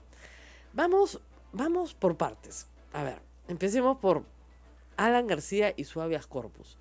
Se supone que los abogados de las partes no van, ¿no es cierto?, a escuchar la declaración de un testigo, porque hasta donde entiendo no va a haber un proceso de colaboración eficaz. Buenos días. Buenos días, doctor. En realidad, José María, entiendo que Barata sí tiene un procedimiento de colaboración eficaz que comenzó en los últimos días de diciembre del 2016. Bueno, ese es uno. Pero en este caso... En este está en un procedimiento de verificación de declaraciones de otros. Exacto. Ahora, claro, la Fiscalía tiene una razón formal que explica por qué en principio no ha llamado a la defensa a estas declaraciones, y es que en efecto legalmente son declaraciones reservadas. Hay que decir que es una enorme distorsión que las declaraciones reservadas se anuncien en la fecha en que se van a ser realizadas y luego trasciendan. Claro. Pero del otro lado creo que tienes razón. En este tipo de casos más en los que hay tantas señales que se comunican y que importan, portarse como imputado antes de serlo es como ponerse el gorrito de la fiesta cuando a nadie lo invitaron. En términos tácticos es un error. Es un error. Y comunica tanto que, claro, si yo fuera un fiscal y me hacen una pelea de esta envergadura para estar en una declaración reservada, yo lo primero que hago es coger la lupa y mirar quién la está haciendo y por qué, ¿verdad? Sí. Porque portarse como responsable llama la atención de la fiscalía, es natural. Es un error táctico muy importante. Bueno, ya me hicieron recordar cuál es la escena del Padrino 2, por si acaso, ¿no? Traigan al hermano de Frank Pentagelli para que no cante contra Corleone, pero claro, o sea, hay escena. Hay una señal fea ahí, ¿no? Fea, ¿no? O sea, si yo he dicho que soy inocente, no tengo nada que ver, que por favor, que hay una banda en el Ministerio de Transportes y Comunicaciones, que Atalan no es ni mi prójimo, que no sé quiénes serán esta gente, que los corruptos paguen, a otros habrán pagado, a mí no. Me porto en consecuencia. Claro, ¿qué puedo temer de lo que diga Barata? Claro, es como si estuviera intentando crear un protocolo que ensucie el procedimiento previo antes que estalle en alguna dirección. Y eso no es una buena señal. Táctica que utilizó en la megacomisión. Sí, por cierto. Táctica que ha utilizado igualita con acciones de amparo en la megacomisión para ir a hablar y después decir que lo que había dicho no era lo que había dicho. Sí, por eso es una mala señal. Es una señal que yo creo que a cualquier fiscal le llamaría la atención en punto a modificar sus objetivos, ¿no? Hay mucha gente que cree que Alan García no es judicializable en Perú. Que si lo agarran, lo van a agarrar en Estados Unidos, en Suiza, en otra jurisdicción. Pero que en el Perú no es judicializable. Que tiene demasiado control del Poder Judicial como para que eso suceda alguna vez. Yo honestamente no creo que Alan García tenga control del Poder Judicial. Creo... No lo creo. Yo creo que nadie controla el Poder Judicial hoy. Y eso no significa que tengamos el Poder Judicial perfecto. Claro, en el 91 podría ser, impenetrable. ¿No? Claro, en el 91 creo que las condiciones institucionales del país eran otras. Creo que el modo en que funcionó la relación judicial-gobierno entre el 85 y el 90 fue muy intenso y muy discutible. Creo que ahora eso no ocurre. Sí creo, sin embargo, que esta expresión que acabas de reproducir enmarca hasta qué punto la presencia de Alan García es mítica, ¿no? O sea, Alan García en los hechos, nos gusta, ¿no? Es el único personaje constituido de la política con mayúsculas, para bien o para mal, ¿de acuerdo? De alguna manera en la posición o el imaginario colectivo no tiene rival. De modo que cualquier aproximación... Salvo que va a elecciones, cuando va a elecciones pierde, ¿no? De acuerdo, pero digamos, yo creo que ya a su edad, ya en el imaginario, perder electoralmente no le quita nada. Ya fue presidente 2 veces, ya fue el jefe de un partido tan antiguo como el APRA todo el tiempo que tiene, y en consecuencia, cada vez que se habla de él, se activa ese mito, invulnerable, intocable. Pero su destino legal dependerá de las evidencias que en efecto existan, porque como hemos visto aquí, todos los mitos se están derribando, ¿eh? Ahora, eso es una cosa que es interesante. Bueno, está pasando en América Latina en su conjunto. Basta ver que Argentina, Brasil, Ecuador, aquí en el Perú.